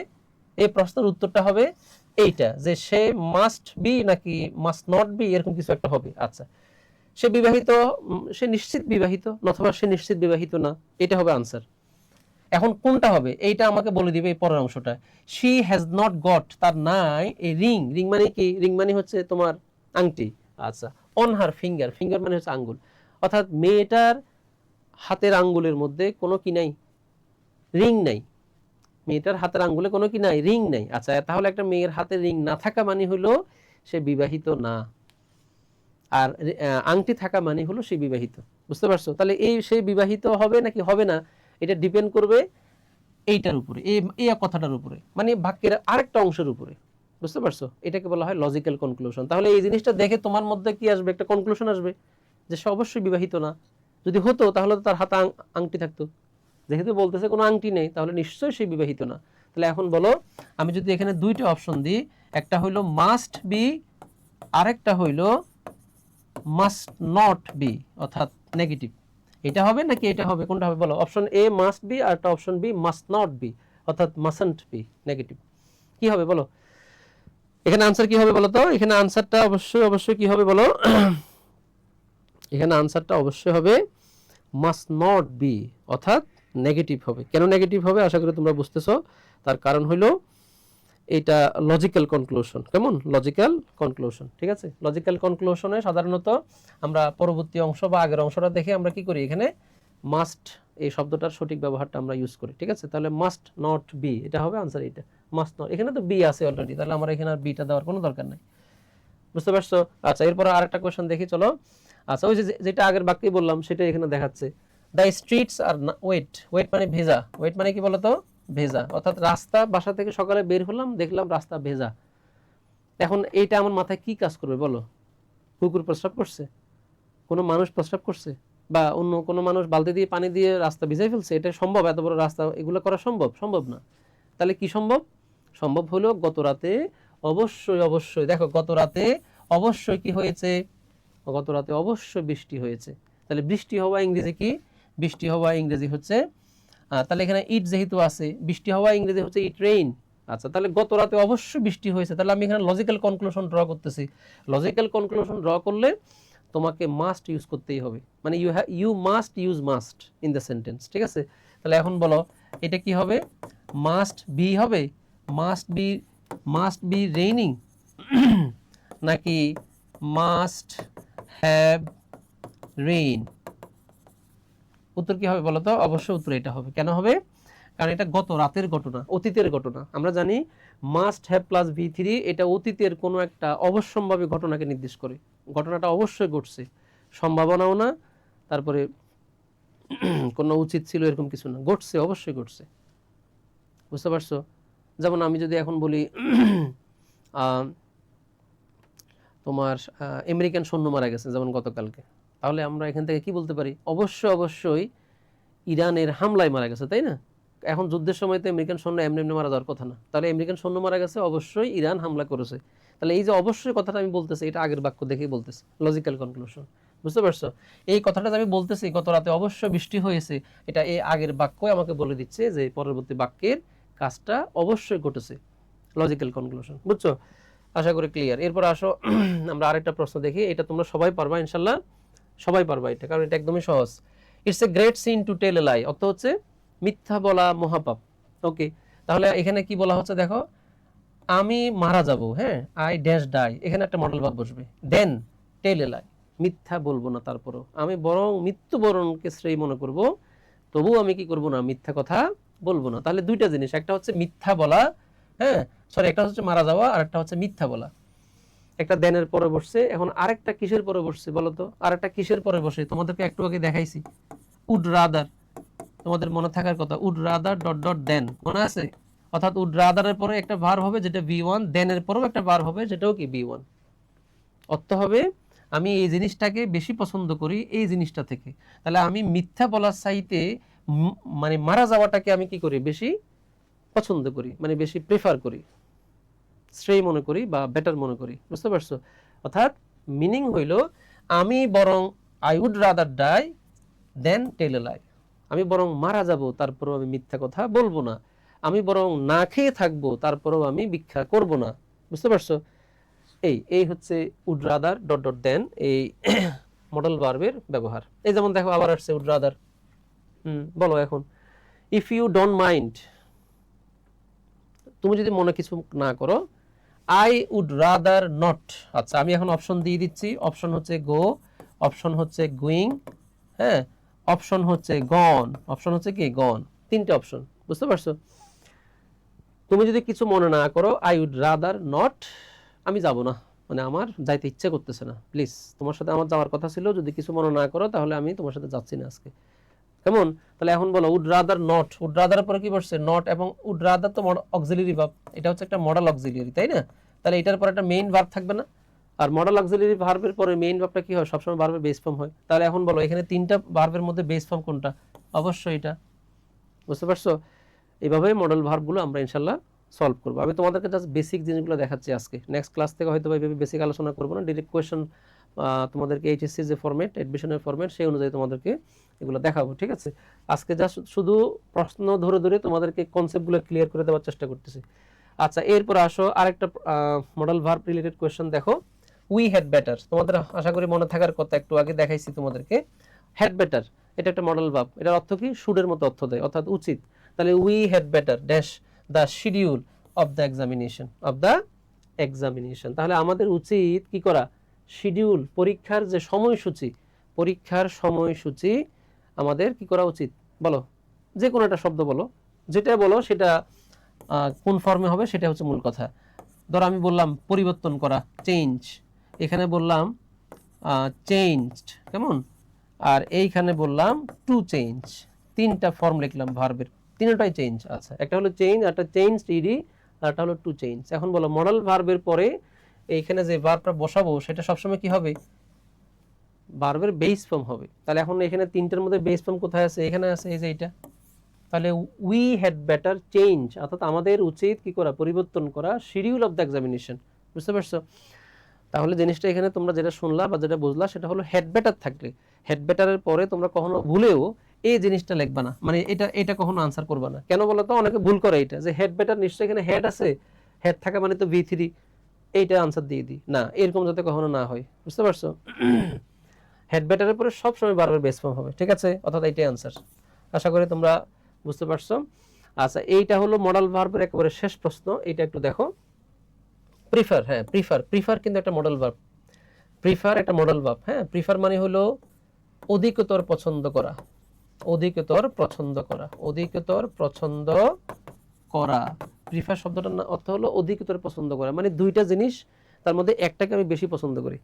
ধরো এইখানে ধরো একটা কলম, আমি এটা পছন্দ করি, আই লাইক ইট, কিন্তু যদি এখানে দুইটা এরকম কলম থাকতো, পেপার পেন থাকতো, তাহলে একটা সাইডে আমি যখন আরেকটাকে বেশি পছন্দ করি এটা বুঝাবো, তখন কিন্তু আমি লাইক আর ইউজ করতে পারবো না, তখন সেক্ষেত্রে আমাকে ইউজ করতে হবে প্রিফার। তার মানে প্রিফার দুইটা জিনিসের মধ্যে একটাকে বেশি পছন্দ করা বোঝায়, ঠিক আছে? আচ্ছা, তাহলে এখন দেখো এখানে বলতেছে আই প্রিফার, আমি বেশি পছন্দ করি সুইমিং, সাঁতার কাটাকে। আর এই টু মানে হলো চেয়ে, টু অর্থ হলো চেয়ে, অর্থাৎ দেনের অর্থ। প্রিফারের পরে যে টুটা বসে, এই টু এর মিনিং হলো দেনের অর্থ। দেন অর্থ কি বলতো? চেয়ে। তাহলে এখন বলো নিশ্চয় আমি সুইমিংকে বেশি পছন্দ করি টু সামথিং, মানে অন্য কোনো কিছু সে বেশি পছন্দ করি। এখন অন্য কোনো কিছু কি সেটা আমি অপশন দিয়ে দিচ্ছি তোমাদেরকে, তোমরা নিজেরা বের করবা। হ্যাঁ, অপশন 1 হচ্ছে ওয়াক, অপশন বি হচ্ছে ওয়াকিং, হ্যাঁ, আর অপশন এই দুইটা দিলাম, যাও। আচ্ছা, আরেকটা দিই, হ্যাঁ আরেকটা দিই, তাহলে আরো সুন্দর হয়, টু ওয়াক। এখন বলো I prefer swimming to walk, to walking, নাকি এই দেখছো এটা তো হচ্ছে না, টু টু ওয়াকিং তো আর হয় না, তাহলে এটা আর দেওয়ার কোনো মানে নেই, যেহেতু টুটা এখানে আছে। এখন বলো কি হবে? এখন বলো কি হবে? প্রিফারের নিয়মটা হলো প্রিফারের পরে সাধারণত যদি দুইটা ভার্ব থাকে, এই যে দেখো একটা ভার্ব, এটা একটা ভার্ব, আরেকটা ভার্ব হচ্ছে এখানে, যদি দুইটা ভার্ব থাকে, দুইটা ভার্বই একই রকম হবে, মানে কি দুইটা ভার্বই আইএনজি হবে, দুইটা ভার্বই কি হবে? আইএনজি হবে। দেখছো এই যে এই ভার্বটা যেহেতু আইএনজি হচ্ছে, নিশ্চয়ই এই ভার্বটাও আইএনজি হবে। তাহলে আমি যদি এখানে ওয়াক বসাই, তাহলে এটাই বসাইতে হবে আমাকে। বুঝতে পারছো? তাহলে এই বাক্যটা দাঁড়াচ্ছে কি? এই বাক্যটা দাঁড়াচ্ছে I prefer swimming to walking, swimming to walking. বুঝতে পারছো? অর্থ কি? অর্থ হইল হাঁটার চেয়ে আমি সুইমিংটাকে বেশি পছন্দ করি। তাহলে নিয়মটাকে, নিয়মটা মনে রাখো, প্রিফারের পরে দুইটা ভার্ব থাকলে দুইটা ভার্বে আইএনজি হবে আর মাঝখানে টু হবে। কেমন? অর্থ হবে প্রথম জিনিসটাকে দ্বিতীয় জিনিসটার সাথে বেশি পছন্দ করা। ঠিক আছে? ধরো আমরা অনেক সময় বলি না যে আমি লেখাকে বেশি পছন্দ করি পড়ার চাইতে। লেখা এবং পড়া দুইটা জিনিস, একটা হচ্ছে লেখা আর একটা হচ্ছে পড়া। তাহলে ধরো আমি লিখলাম বাক্যটা এইভাবে, আই রিডিং টু রাইটিং। হ্যাঁ, রিডিং টু রাইটিং। তাহলে এখানে দুইটা জিনিস, একটা হচ্ছে রিডিং আর একটা হচ্ছে রাইটিং। এখন তুমি কোনটাকে বেশি পছন্দ করো? প্রিফার রিডিং টু রাইটিং, কোনটাকে বেশি পছন্দ করো? এইটাকে, তাই না? অর্থ হচ্ছে লেখার চেয়ে পড়াকে আমি বেশি পছন্দ করি। বুঝতে পারছো? এখন এখানে ভার্ব থাকলে দুটো আইএনজি হবে, আবার ভার্বের জায়গায় দুটো নাউন থাকতে পারে। যেমন দেখো ওই জিনিসটা এরকম হতে পারে, আই প্রিফার কফি টু টি। এখানে দুইটা ভার্ব বসছে, মানে ভার্ব প্লাস আইএনজি বসছে, মানে জিরান বসছে, আর ওই দুইটা ভার্বের জায়গায় এখানে দুটো নাউন বসছে। দেখছো, একটা হচ্ছে কফি আর একটা হচ্ছে টি। অর্থ কি? অর্থ হলো আমি বেশি পছন্দ করি কাকে? কফি না টিকে? অবশ্যই কফিকে। কার চাইতে বেশি পছন্দ করি? চায়ের চাইতে। তাহলে চাও খাই, কফিও খাই, বাট কফিটা বেশি পছন্দ করি। আই প্রিফার কফি টু টি। তাহলে এভাবে তুমি যে কোনো দুইটা নাউনকে বা যে কোনো দুইটা ভার্বকে তুমি এভাবে চাইলে প্রিফার দিয়ে তুমি ইউজ করতে পারো। প্রথমটার চাইতে দ্বিতীয়টার চাইতে তুমি যদি প্রথমটাকে বেশি পছন্দ করো, সেক্ষেত্রে তুমি অবশ্যই প্রিফার ইউজ করবা। বুঝতে পারছো? এই ফরম্যাটে ইনশাল্লাহ। কেমন?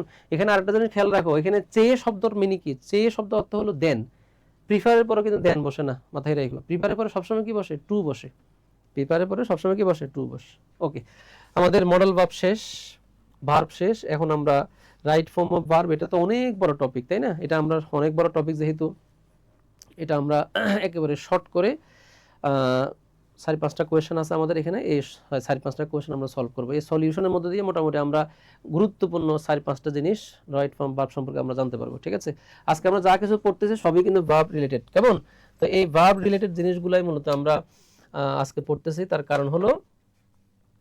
কারণ হচ্ছে ভার্বের এই টপিকটায় তোমাদের অ্যাডমিশন বলো আর এইচএসসি বলো, এই যে কোনো পরীক্ষা, সেটা জব বলো, প্রত্যেকটা পরীক্ষার জন্য ভার্বটা মূলত বেশি গুরুত্বপূর্ণ। আরো অনেক ধরনের ভার্ব আছে, সামনে হয়তো তোমরা ওগুলো পাবা। ঠিক আছে? ওকে। আচ্ছা, তাহলে আমরা এখানে রাইট ফর্ম অফ ভার্বের যেহেতু অসংখ্য রুল আছে, তার মধ্যে আমরা বাছাই করে 6-7টা রুল আমরা ডিসকাস করব, আর ওই 6-7টা রুলের উপরে মূলত এই কোয়েশ্চেনগুলো আমরা এখানে আলোচনা করব। আসো তাহলে প্রথম যে প্রশ্নটা, আচ্ছা আরেকটা জিনিস একটু ক্লিয়ার করে নিই, সেটা হলো রাইট ফর্ম অফ ভার্ব নামে আসলে আলাদা কোনো টপিক নেই। মানে রাইট ফর্ম অফ ভার্ব এটা নির্দিষ্ট কোনো টপিক না।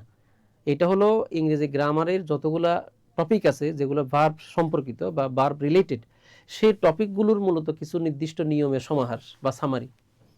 অর্থাৎ রাইট ফর্ম অফ ভার্ব এটা কোনো স্পেসিফিক কোনো ইন্ডিভিজুয়াল টপিক না, আলোচনার কোনো টপিক না। এটা হলো ভার্ব সম্পর্কিত মূলত টপিকগুলোর গুরুত্বপূর্ণ নিয়মগুলোর একটা সামারি। কথা বুঝতে পারছো? তুমি এখানে এই টপিকে তুমি যে রুলগুলো পাবা, এইগুলো তুমি অন্যান্য টপিকের মধ্যে তুমি কোনো না কোনো টপিক অবশ্যই পাবা।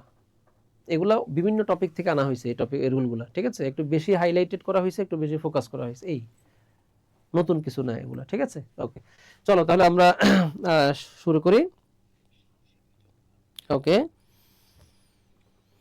আমরা রাইট ফর্ম অফ ভার্বের প্রথম যে কোয়েশ্চেনটা, সেটা একটু দেখো। You look dash you were expecting some bad news. আচ্ছা, ইউ ওয়ার এক্সপেক্টিং। আচ্ছা, এখানে অপশন এ হচ্ছে অ্যাজ ইফ, আর একটা হচ্ছে অপশন বি, আরেকটা হলো অপশন বি, সেটা হলো দ্যাট। বুঝতে পারছো? দ্যাট। তাহলে ইউ লুক অ্যাজ ইফ অথবা you look that you were expecting some bad news. কেমন? এখানে অপশনগুলো থাকলে আরো সুন্দর হতো বা জিনিসগুলো আরো সহজ লাগতো, কিন্তু আমাদের টার্গেটটা হচ্ছে আজকে আমাদেরকে বেসিক কনসেপ্ট দেওয়া। এই জন্য আমরা অপশন ছাড়াই মূলত এই প্রশ্নগুলো সলভ করতেছি, যাতে রুলগুলো একটু ডিপলি আলোচনা করতে পারি। কেমন? আচ্ছা দেখো, তাহলে তোমাকে দেখাচ্ছে যেন যেন you are expecting some news. তোমাকে দেখতেছি, তোমাকে দেখে মনে হচ্ছে তুমি মনে হয় কোনো একটা জিনিস, মানে তুমি যেন কোনো খারাপ কিছু এক্সপেক্ট করতেছো, ব্যাড নিউজ, খারাপ কোনো কিছু বা খারাপ কোনো সংবাদ তুমি কি করতেছো? প্রত্যাশা করতেছো। তোমাকে দেখে ওরকমই মনে হচ্ছে, বিচলিত মনে হচ্ছে, তাই না? যেন যেন তোমাকে দেখে মনে হচ্ছে যেন তুমি খারাপ কিছু ভাবতেছো বা খারাপ কোনো কিছু আশা করতেছো। বুঝতে পারছো? আশঙ্কা করতেছো। তাহলে আমরা জানি যেন, এই যে যেন শব্দটা, এই যেন শব্দটা ইংরেজিতে মূলত আমরা এটা আমরা ব্যবহার করি। যেনর ক্ষেত্রে ইংরেজিতে আমরা ব্যবহার করি হচ্ছে অ্যাজ ইফ। বুঝতে পারছো? অথবা অ্যাজ দো, অ্যাজ ইফ অথবা অ্যাজ দো আমরা ইউজ করি। বুঝতে পারছো? তোমরা জানো যে অ্যাজ ইফ অ্যাজ দো নামে ইংলিশে একটা কি আছে? কনজাংশন ফ্রেজ আছে। এই কনজাংশন ফ্রেজটার অর্থ হলো যেন। যেমন আমরা বলি না যে সে এমন কথা বলে, এমন ভাবে চলাফেরা করে, মনে হয় সে অনেক কিছু। সে এমন ভাবে কথা বলে যেন সে সব জানে, আসলে সে কিছুই জানে না, সে একটা বুয়া ছেলে, কিছু জানে না। সে এমন ভাবে হাঁটে যেন সে একজন মডেল। আছে না, বলি না আমরা এরকম? সে এমন ভাবে মানে কথা বলে যেন সে এলাকার লিডার অথবা কিছু একটা, বলি কিনা আমরা? বলি। অর্থাৎ যেন শব্দটা আমরা তখনই ইউজ করি যখন যেটা হওয়ার না সেটা ভান করা হয়। ধরো এমনভাবে সে হাঁটে যেন সে মডেল, কিন্তু আসলে সে মডেল না, কিন্তু সে মডেলের মতো হাঁটে। এমন কথা বলে যেন সে সব জানে, আসলে সে কিছু জানে না, কিন্তু সে দেখায়, প্রিটেন্ড করে, ভান করে, ভাব দেখায়। বুঝতে পারছো? তাহলে অসম্ভব কোনো কিছু যখন আমরা এরকম এক্সপ্রেস করি, অসম্ভব কোনো কিছু যেটা আসলে সঠিক না বা রিয়েল না, কিন্তু রিয়েল হওয়ার ভান করে, এই টাইপের ক্ষেত্রে আমরা মূলত অ্যাজ ইফ শব্দটা আমরা ইউজ করি। বুঝতে পারছো? তাহলে তোমাকে দেখাচ্ছে যেন তুমি কোনো একটা খারাপ সংবাদের জন্য অপেক্ষা করতেছো, আসলে তুমি কিন্তু সেটা না। তুমি হয়তো বা গম্ভীর হয়তো বা চেহারা নিয়ে তুমি দাঁড়াই আছো, কিন্তু আমি বলতেছি এমনভাবে যে যেন তুমি খারাপ কিছুর জন্য ওয়েট করতেছো। বুঝতে পারছো? তাহলে এই যে যেন শব্দটা আমরা এখানে যদি বসাই, হ্যাঁ, অ্যাজ ইফ বা অ্যাজ দো, যেটা বসাই না কেন, অ্যাজ ইফ অথবা অ্যাজ দো, তো নিয়মটা কি এখানে যে অ্যাজ ইফ অথবা অ্যাজ দো বসবে তার একটা অন্যতম একটা প্রমাণ হইল, অ্যাজ ইফ অ্যাজ দো যদি এখানে বসে, অ্যাজ ইফ অ্যাজ দোর পরে যে বাক্যটা বসে সেখানে যদি বি ভার্ব থাকে, সেই বি ভার্বটা সবসময় ওয়্যার হয়, সেটা সবসময় ওয়্যার হবে, এটা মাথায় রাখবে। অ্যাজ ইফ অ্যাজ দোর পরে যদি বি ভার্ব থাকে এখানে, তাহলে সেই বি ভার্বটা সবসময় কি হবে? ওয়্যার হবে। যেমন দেখো একটা সিম্পল এক্সাম্পল দেখো, হি ওয়াকস, সে হাঁটে, এমন ভাবে যেন হি ওয়ার এ মডেল। দেখছো? হি ওয়ার এ মডেল, হি ওয়ার এ মডেল। তাহলে হি ওয়াকস, সে হাঁটে, অ্যাজ ইফ, যেন সে একজন মডেল, কিন্তু আসলে এটা হওয়ার কথা হি ইজ এ মডেল, কিন্তু হয়েছে কি বলতো? ওয়ার হয়েছে। অর্থাৎ অ্যাজ ইফ এর পরে যদি তুমি বি ভার্ব বসাও, সেটা am, is, are, was, were, এই পাঁচটার যে কোনো একটা যদি তুমি বসাইতে যদি মানে করো, ইচ্ছা করো, তাহলে সেখানে তুমি একটা মাত্র শব্দ বসাইতে পারবা, অন্য কোনো শব্দ তুমি বসাইতে পারবে না। অপশনে থাকবে ইজ থাকবে, আর থাকবে, ওয়াজ থাকবে, ওয়ার থাকবে। বুঝতে পারছো? যদি এমসিকিউ হয় আর কি, কিন্তু তোমাকে ইউজ করতে হবে কোনটা? শুধু এইটা, ওয়ার। অ্যাজ ইফ এর পরে কখনো বি ভার্বের ওই পাঁচটার ওই সাইডটা বসে না, সবসময় ওয়ারই বসে। আর এইখানে যে ওয়ারটা আছে, এই ওয়ারটা দেখে মূলত আমরা কি হয়েছে? নিশ্চিত হয়েছি যে এখানে অ্যাজ ইফ হবে। বুঝতে পারছো? তাহলে আশা করি বুঝতে পারছো যে অ্যাজ ইফ অ্যাজ দো থাকলে পরের সেন্টেন্সের মধ্যে বি ভার্ব সবসময় কি হয়? ওয়ার হয়। আসো নেক্সট কোশ্চেনটা দেখো, স্কার্সলি হ্যাড। আচ্ছা, স্কার্সলি হ্যাড এই জিনিসটা আমরা আশা করি সবাই জানি যে নো সোনার হ্যাড, তারপরে হলো স্কার্সলি হ্যাড, হ্যাঁ, তারপরে হচ্ছে তোমার হার্ডলি হ্যাড, তাই না? ওকে, এখানে ডট ডট বসে, ডট ডটের জায়গায় বি থ্রি বসে, একটা কি বসে বলো তো? বি থ্রি বসে, কি বসে? বি থ্রি বসে। বুঝতে পারছো? আচ্ছা, আর এরপরে এইখানে বসে দেন, এইখানে বসে হয়েন, এইখানেও বসে হয়েন। দেন অথবা হয়েন এইগুলোর পরে হবে বি টু, এখানে হবে কি বলতো? Be to. তার মানে হচ্ছে যে সকল বাক্য no sooner had, scarcely had, hardly had এই প্রেসগুলো দিয়ে শুরু হবে, কেমন শুরু হবে? সেই সমস্ত বাক্যে দুইটা ভার্ব থাকবে। একটা ভার্ব বসবে হচ্ছে হেডের পরে, মানে এই যে নো সোনার হেডের পরে, যেটা হবে বি থ্রি, অর্থাৎ এই ভার্বটা হবে বি থ্রি। আরেকটা ভার্ব বসবে হচ্ছে দেন বা হয়েনের পরে। যেমন দেখো এখানে হয়েন আছে, দেখছো? এই যে হয়েন, হয়েনের পরে ভার্বটা কি হবে? ভি টু হবে। দেখছো? ভি টু আছে না? আছে। তাহলে আমরা স্কার্সলি হেড দিয়ে হয়তো বা বাক্যটা সলভ করতেছি, কিন্তু আমরা এটার সাথে সাথে তিনটা জিনিস আমরা জেনে নিলাম যে এই তিনটা স্ট্রাকচারের ক্ষেত্রে নিয়ম সেম। প্রথম ভার্বটা হবে ভি থ্রি, আর দ্বিতীয় ভার্বটা হবে ভি টু। বুঝতে পারছো? আচ্ছা, তাহলে আশা করি ক্লিয়ার যে আমাদের এই গ্যাপের মধ্যে যে ভার্বটা বসবে সেটা কি হবে, তাই না? চলো আমরা এইটা একটু তাহলে অপশন দিই তোমাদেরকে। অপশন যদি এ দিই, অপশন এ হচ্ছে ফিনিশ, অপশন এ হচ্ছে ফিনিশ, অপশন বি হইল ফিনিশড, ইডি। ঠিক আছে? কোনটা হবে আনসার? ভি থ্রি হবে। তাহলে এটা ভি ওয়ান, এটা হচ্ছে ভি থ্রি, এটা ভি টুও হয়, অবশ্যই ভি টুও হয়, ভি থ্রি হয়। আচ্ছা, তা আমাদের ভি থ্রি, তো এটা যেহেতু ভি থ্রি হয় তাহলে আমরা আনসার এটাই দিব। কেমন? অর্থাৎ scarcely had Jamal finish the book report when Alim came in. অর্থাৎ আলিম যখনই আসছে, আলিম আসতে না আসতে, অর্থাৎ আলিম আসার আগেই জামাল কি করছে? বুক রিপোর্টটা শেষ করে ফেলছে। আমরা বলি না যে no sooner had he reach the station then it began to rain, সেই স্টেশনে পৌঁছাইতে না পৌঁছাইতে বৃষ্টি শুরু হয়ে গেল, বলি কিনা? বলি। অর্থাৎ একটা কাজ করতে না করতে আর একটা জিনিস কি হয়ে গেল? আরম্ভ হয়ে গেল। এই টাইপের বাক্যগুলি আমরা মূলত এই তিনটা স্ট্রাকচার দিয়ে কি করি? আমরা ব্যবহার করি। বুঝতে পারছো? আশা করি ক্লিয়ার। ওকে, এরপর আরেকটা জিনিস দেখো, আরেকটা প্রশ্ন দেখো, 90 মাইলস এ লং ডিস্টেন্স। আচ্ছা, আমি অপশনগুলো দিয়ে দিচ্ছি, তোমরা আশা করি বুঝতে পারবা। 90 মাইলস ইজ অথবা আর, 90 মাইলস ইজ হবে নাকি আর হবে, ঠিক আছে? তোমরা দৃশ্য মানে চোখে দেখা যদি দেখো, যদি বলো, তাহলে হয়তো বা অধিকাংশ আনসার দিবা যে এটা আনসার বি হবে। কেন হবে? কারণ এখানে মাইলস এস আছে, কিন্তু আসলে এটা আনসার বি হবে না। এটা আনসার হবে কি বলতো? আনসার হবে ইজ, এ, সিঙ্গুলার হবে। কেন হবে সেটাই হচ্ছে এখন আমাদের জানার বিষয়। কেমন, কেন হবে এখানে 90 মাইলস? এটা তো দেখা যাচ্ছে মনে হয় প্লুরাল না। কিছু কিছু শব্দ আছে যে শব্দগুলো দেখতে মনে হয় প্লুরাল, প্লুরাল মনে হইলেও কিন্তু সেগুলো আসলে সিঙ্গুলার। শব্দগুলো কি একটু জেনে রাখো। আসো আমরা একটু জেনে নিই শব্দগুলো কি। মানি, লিখে রাখো মানি। তারপরে হচ্ছে টাইম, মানি টাইম। তারপরে হচ্ছে ডিস্টেন্স, ডিস্টেন্স, ডিস্টেন্স, দেখছো এই শব্দগুলো। তারপরে হচ্ছে তোমার লেন্থ। এই যে 4-5টা শব্দ আছে, এই শব্দগুলোর কিছু ইউনিট আছে, একক আছে। যেমন মানির একক কি বলতো? টাকা, ডলার। সেটা সিঙ্গুলারও হইতে পারে, প্লুরালও হইতে পারে। $1, $2, $3 হয় না? হয়। টাইম, এটার একক কি? মিনিট, সেকেন্ড, ঘন্টা, দিন, তাই না? হইতে পারে দিবস, মাস, বছর। ডিস্টেন্স, 1 কিলোমিটার, 2 কিলোমিটার, মিটার, ঠিক আছে, গজ, ফিট, এগুলা। অর্থাৎ এই শব্দগুলোর কি আছে? ইউনিট আছে। সেই ইউনিটগুলো সিঙ্গুলার হইতে পারে, প্লুরালও হইতে পারে। কিন্তু এইটা মাথায় রাখবা সবসময়, এই শব্দগুলো সবসময় singular verb use, singular verb কি করে? গ্রহণ করে। অর্থাৎ এই নাউনগুলোর পরে এগুলা আসুক অথবা এগুলোর ইউনিট আসুক, যেটাই আসুক বাক্যের শুরুতে, এগুলার পরে সবসময় ভার্ব কি হবে? সিঙ্গুলার হবে। তাহলে এখন বলো 90 মাইলস, এখানে কি হবে? ইজ হবে। অর্থাৎ এটা দেখতে মনে হচ্ছে প্লুরাল, হ্যাঁ প্লুরাল ঠিক আছে, কিন্তু এটা কার অংশ? এটা মূলত একটা ডিস্টেন্সকে বোঝাচ্ছে। 90 মাইলস ডিস্টেন্স। আর ডিস্টেন্স, টাইম, মানে লেন্থ, এগুলোর পরে ভার্ব কি হয়? সিঙ্গুলার হয়। বুঝতে পারছো? তাহলে এখন ডিস্টেন্স হলে ভার্ব সিঙ্গুলার হবে। যেমন আমি যদি এখানে এটা লিখি, আমি যদি বলি $10, $10, এখন তুমি যদি বলো যে ভাই এখানে আর হবে, কারণ যেহেতু এস আছে, $10 প্লুরাল, এই এই লজিক যদি তুমি এখানে অ্যাপ্লাই করো, এটা কি হবে? হবে না, এটা ভুল হবে। অর্থাৎ মানি, টাইম, এই জিনিসগুলো যতই প্লুরাল দেখাক না কেন, এগুলোর পরে অবশ্যই ভার্ব কি হবে? সবসময় সিঙ্গুলার হবে। মুখস্থ রাখো এগুলো, কেমন? বেশি না, এই 4টা জিনিস, মানি, টাইম, ডিস্টেন্স, লেন্থ, ঠিক আছে? এগুলোর পরে ভার্ব সবসময় কি হবে? সিঙ্গুলার হবে। তাহলে আনসার কি এখানে? ইজ। আশা করি বুঝছো। এরপরে আসো আমরা আরেকটা বাক্য সলভ করি। রাইট ফর্ম অফ ভার্বের ইট ড্যাশ অল উইক, অর্থাৎ পুরো সপ্তাহ ধরে কি হয়েছে? বৃষ্টি হয়েছে। I hope it stops by Saturday, আশা করি শনিবারের মধ্যে বৃষ্টি থেমে যাবে। Because I want to go to the beach. আচ্ছা, এটা আমাদের দরকার নাই, আমাদের এখানে শুধু কি হবে সেটা আমরা বসাইতে পারলে হয়। কেমন? তাহলে it dash all week, all week মানে হলো পুরো সপ্তাহ ধরেই বৃষ্টি হচ্ছে।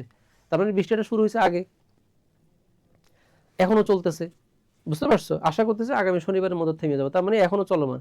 কোনো কিছু অতীতে শুরু হয়ে যদি বর্তমানেও চলতে থাকে, যদি এরূপ যদি বোঝায়, তাহলে আমরা জানি সেক্ষেত্রে বাক্যটা কি হয়?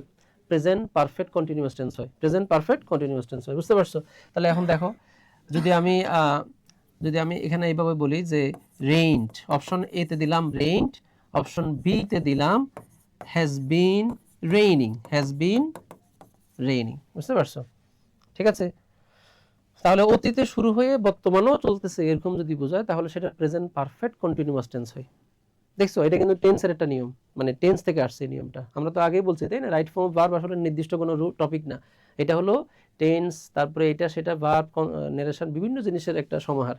তাহলে এখন বলো, যদি বাক্যে কোনো একটা জিনিস অতীতে শুরু হয়ে এখনো চলছে, বর্তমানেও চলছে এরকম বোঝায়, তাহলে সেই বাক্যটা কোন টেন্সে বসে? সেই বাক্যটা হচ্ছে মূলত প্রেজেন্ট পারফেক্ট কন্টিনিউয়াস টেন্সে বসে। আর এই ক্ষেত্রে বাক্যের মধ্যে অল থাকে, ফর থাকে, সিন্স থাকে। বুঝতে পারছো? যেমন এখানে অল আছে, দেখছো, অল আছে। কেমন? তাহলে প্রেজেন্ট পারফেক্ট কন্টিনিউয়াস টেন্স মানে কি? Verb subject plus have been, has been plus verb plus ING, অর্থাৎ it has been raining all week. ঠিক আছে?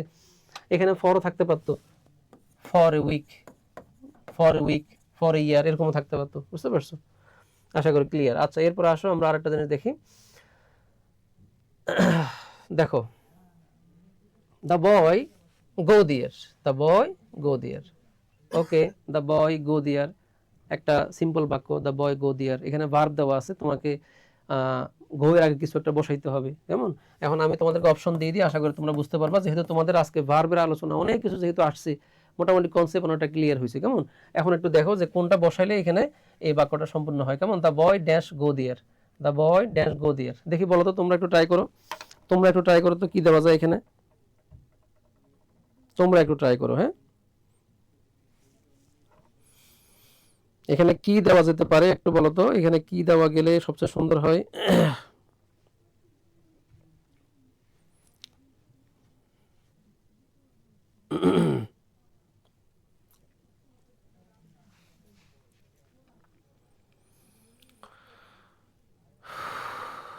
দ্য বয় ড্যাশ গো দেয়ার। আচ্ছা, আমি ধরো তোমাদেরকে এখানে অপশন দিয়ে দিচ্ছি, হ্যাঁ, তাহলে তোমরা বুঝতে পারবা যে the boy had better, the boy had better, the boy must, আচ্ছা মাস্ট না, হ্যাঁ হ্যাঁ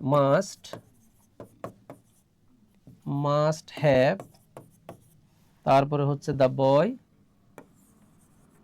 কুড হ্যাভ, কুড হ্যাভ। কেমন? তোমরা মডেল ভাব যেহেতু পড়ছো, আশা করি এগুলো বোঝার কথা। Could have. আচ্ছা, এই তিনটে অপশনের মধ্যে যদি আমি তোমাদেরকে বলি যে কোনো একটা অপশন এখানে বসাও, যে অপশনটা দিলে পরে আমাদের এই বাক্যটা গ্রামাটিক্যালি সঠিক হবে এবং অর্থ মোটামুটি কি হবে, মিনিংফুল হবে। ঠিক আছে, যেহেতু আমাদের ভার্বের মোটামুটি কনসেপ্ট অনেকটাই ক্লিয়ার, এখন আশা করি তোমাদের আর এখানে অপশন মানে চুজ করতে সমস্যা হওয়ার কথা না। আচ্ছা, আমি যদি এইটা বসাই, হেড বেটার বসাই, আমি যদি হেড বেটার এখানে বসাই, তাহলে অর্থটা কি দাঁড়াচ্ছে? ছেলেটির উচিত সেখানে যাওয়া। এখানে কিন্তু গ্রামাটিক্যাল কোনো মিস্টেক নাই, মিনিংয়ে কোনো সমস্যা নেই। আচ্ছা, তাহলে এটাকে আমরা টিক দিলাম। হ্যাঁ, আচ্ছা, যদি মাস্ট হ্যাভ বসাই, মাস্ট হ্যাভ যদি বসাই, তাহলে কিন্তু মূল ভার্বটা, কারণ মাস্ট হ্যাভের পরে এই দুইটা জিনিসের পরে ভার্ব কিন্তু V3 হয়, তাই না? V3 হয়।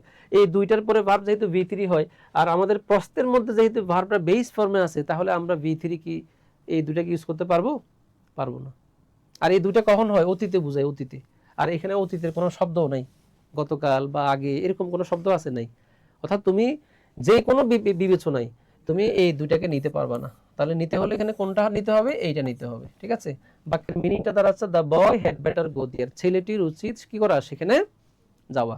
কোনো একটা ঘটনা ঘটছে হয়তো, বা তার সেখানে যাওয়া উচিত। বুঝতে পারছো? তার সেখানে যাওয়া উচিত।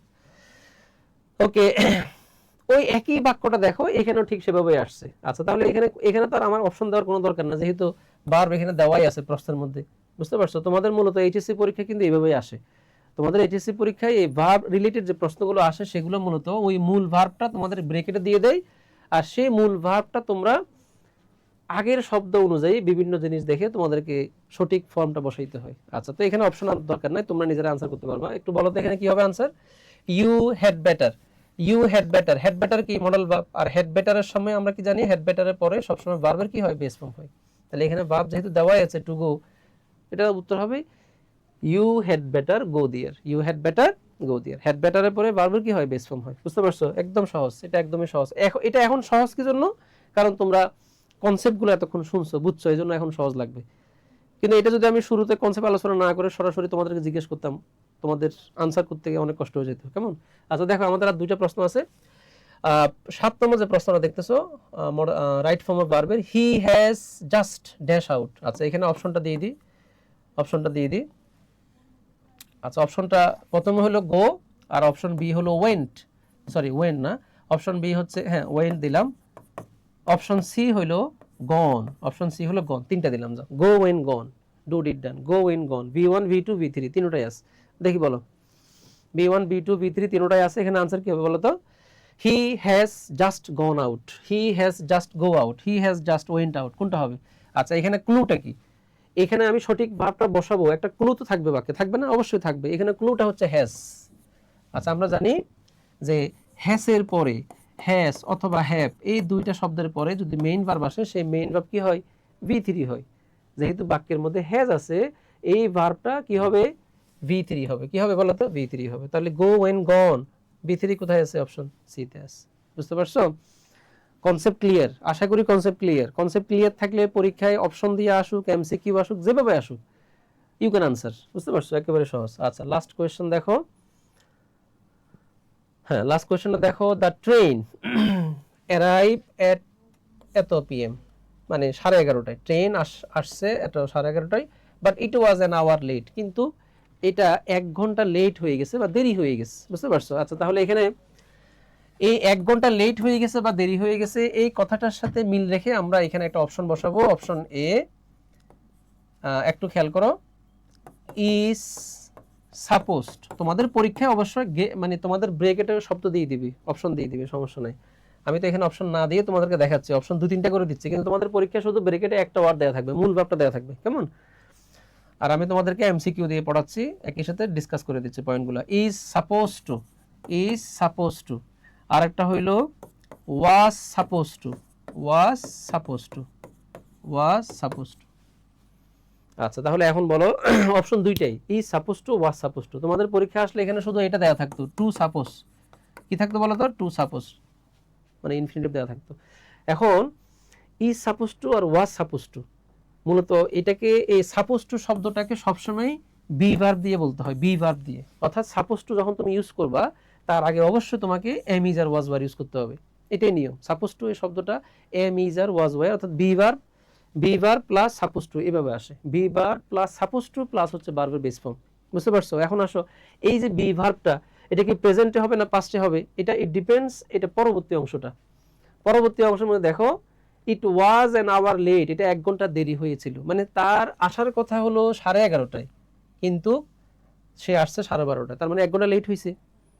তাহলে এখন অর্থ হলো সাপোজ টু মানে হচ্ছে কোনো কিছু করার কথা, কোনো কিছু করার কথা, যেমন তোমার এখন পড়ার কথা, তোমার এখন যাওয়ার কথা, তার তখন যাওয়ার কথা ছিল, আসার কথা ছিল, এই যে কথা ছিল, কোনো কিছু অনুমান, মানে কোনো কিছু আগে থেকে পূর্ব নির্ধারিত ছিল, এরকম যদি হয় তাহলে আমরা সাপোজ টু ইউজ করি। বুঝতে পারছো? তাহলে এখন এখানে the train is suppose to arrive at এটা হবে, নাকি the train was suppose to arrive at এটা হবে, এটা ডিপেন্ড করে হচ্ছে এই জিনিসটার উপরে। এইটা যদি প্রেজেন্ট টেন্স থাকে তাহলে এখানে হবে ইজ, এইটা যদি পাস্ট টেন্সে থাকে তাহলে এই জায়গায় হবে ওয়াজ। আশা করি বুঝতে পারছো যে এখানে আনসারটা হবে কি, the train was suppose to come বা সাপোজ টু অ্যারাইভ অ্যাট 11:30, অর্থাৎ ট্রেনের আসার কথা ছিল 11:30টায়, কিন্তু এটা 1 ঘন্টা লেট করে ফেলছে, তার মানে অতীতের ঘটনা। এটা অতীত হলে আমরা কি জানি কি হয়, ওয়াজ হয়। একদম সহজ। তাহলে এখানে আমরা নতুন জিনিস শিখতে পারলাম যে মডেল ভার্বের মধ্যে একটা মডেল ভার্ব হচ্ছে বি সাপোজ টু, এই বি এর জায়গায় কি বসবে, বি এর জায়গায় মূলত am is are was were বসবে। এখন am is are was were কখন কোনটা বসাবা, এটা ডিপেন্ড করে বাক্যের পরবর্তী অংশের উপরে। বাক্যের পরবর্তী অংশটা প্রেজেন্ট টেন্সে থাকলে ইজ, বাক্যের পরবর্তী অংশটা পাস্ট টেন্সে থাকলে ওয়াজ, দ্যাটস ইট। তাহলে আশা করি তোমরা এই সাপোজ টু শব্দের ব্যবহারটাও তোমরা বুঝতে পারছো। তো আমরা এই মডেল ভার্বের মধ্যে আমরা আজকে অনেকগুলো মডেল ভার্ব দেখলাম, রাইট ফর্ম অফ ভার্বের মধ্যে মডেল ভার্বের ব্যবহার দেখলাম, তাই না? আবার ভার্বের একটা বেসিক আলোচনাটা আমরা আজকে করলাম। ক্লাসটা হয়তো অনেক লেন্দি হয়েছে, কিন্তু ওই বেসিক আলোচনা হওয়ার কারণে ক্লাসটা লেন্দি হয়েছে, বুঝতে পারছো? তো ইনশাল্লাহ আমাদের সামনের ক্লাসগুলো আমরা তোমাদেরকে আরও সহজ করে, আরও বেশি প্রাণবন্তভাবে, আরও বেশি তোমাদের এমসিকিউ আকারে, প্লাস তোমাদের এইচএসসিতে যে ফরম্যাটে আসে সেই ফরম্যাটে আমরা তোমাদেরকে দেখাবো ইনশাল্লাহ। আজকে শুধু বেসিক ক্লাসের জন্য মূলত এভাবে ধরে ধরে পড়ানো এবং একটু বেশি করে আলোচনা হয়তো বা এই জন্যই হয়েছে। যাই হোক, তো আশা করি তোমরা আলোচনাটা বুঝতে পারছো, এবং এভাবে ইনশাল্লাহ আমরা পরবর্তী ক্লাসগুলো তোমাদেরকে টপিক ধরে ধরে, যে টপিকগুলো অনেক বেশি গুরুত্বপূর্ণ, যেটা তোমাদের একই সাথে দুইটা জায়গায় কাজে দেবে, অর্থাৎ এইচএসসি প্লাস অ্যাডমিশন। যেহেতু আমাদের এই কোর্সটা হলো ফ্রি অ্যাডমিশন, তার মানে আমাদের এখানে অ্যাডমিশনেরও কিন্তু অবশ্যই কি থাকবে, একটা টাচ থাকবে, কেমন? শুধু আমরা এইচএসসি নির্ভর পড়াবো না, দুটাকেই কভার করবে, এরকম এই ফরম্যাটে আমরা আগাবো ইনশাল্লাহ। ঠিক আছে? সো তোমাদের সবার প্রতি শুভকামনা থাকলো, তোমরা সামনের ক্লাসগুলোতে সবাই উপস্থিত থাকবা এবং ক্লাসগুলো রেগুলার করবা, এবং নিজেদেরকে এখন থেকে ভবিষ্যতের জন্য প্রস্তুত রাখবা। ঠিক আছে? তোমরা যারা ভাবতেছো না শুধু অ্যাডমিশন না, আমরা শুধু এইচএসসি নিয়ে আগাবো, এটা ভুল হবে তোমাদের। কারণ এইচএসসির পরে যে 3 মাস 3.5 মাস সময় পাওয়া যায়, এই সময় আসলে আমরা অ্যাডমিশনে ভালো করার মতো প্রস্তুতি নিতে পারি না। এজন্য আমাদের উচিত হচ্ছে, যাদের ভালো করার ইচ্ছা আছে বা উদ্দেশ্য আছে, তোমরা এখন থেকে এমনভাবে প্রিপেয়ার্ড হও যাতে তোমরা এইচএসসিও ভালো হয়, অ্যাডমিশনও তোমরা আগাই থাকো। বুঝতে পারছো? আর সেক্ষেত্রে তোমাদের অবলম্বন হচ্ছে জয়গুলির পক্ষ থেকে আমরা তোমাদেরকে যেভাবে ফ্রি ক্লাসের ব্যবস্থা রাখবো তোমাদের জন্য, প্লাস আমাদের যে বইটা আছে, আমাদের ইংলিশ যে বইটা, ইংলিশ বিচিত্রা, এই বইটার মধ্যে প্রত্যেকটা টপিক খুব ডিটেইলসে, খুব সুন্দর করে, বেসিক টু অ্যাডভান্স লেভেলে খুব সুন্দর করে আলোচনা করা আছে, উপস্থাপন করা আছে। কেমন? তোমরা বইগুলো একটু দেখো, বইগুলো পড়ো আর সবাইকে পড়তে বলো। ইনশাল্লাহ সামথিং বেস্ট উইল হ্যাপেন, ভালো কিছুই হবে ইনশাল্লাহ ভবিষ্যতে। ঠিক আছে? তাহলে আনটিল দেন, আল্লাহ হাফিজ। নেক্সট ক্লাসে দেখা হবে আবারও। সবাই ভালো থাকবা, সুস্থ থাকবা। আসসালামু আলাইকুম রহমতুল্লাহ।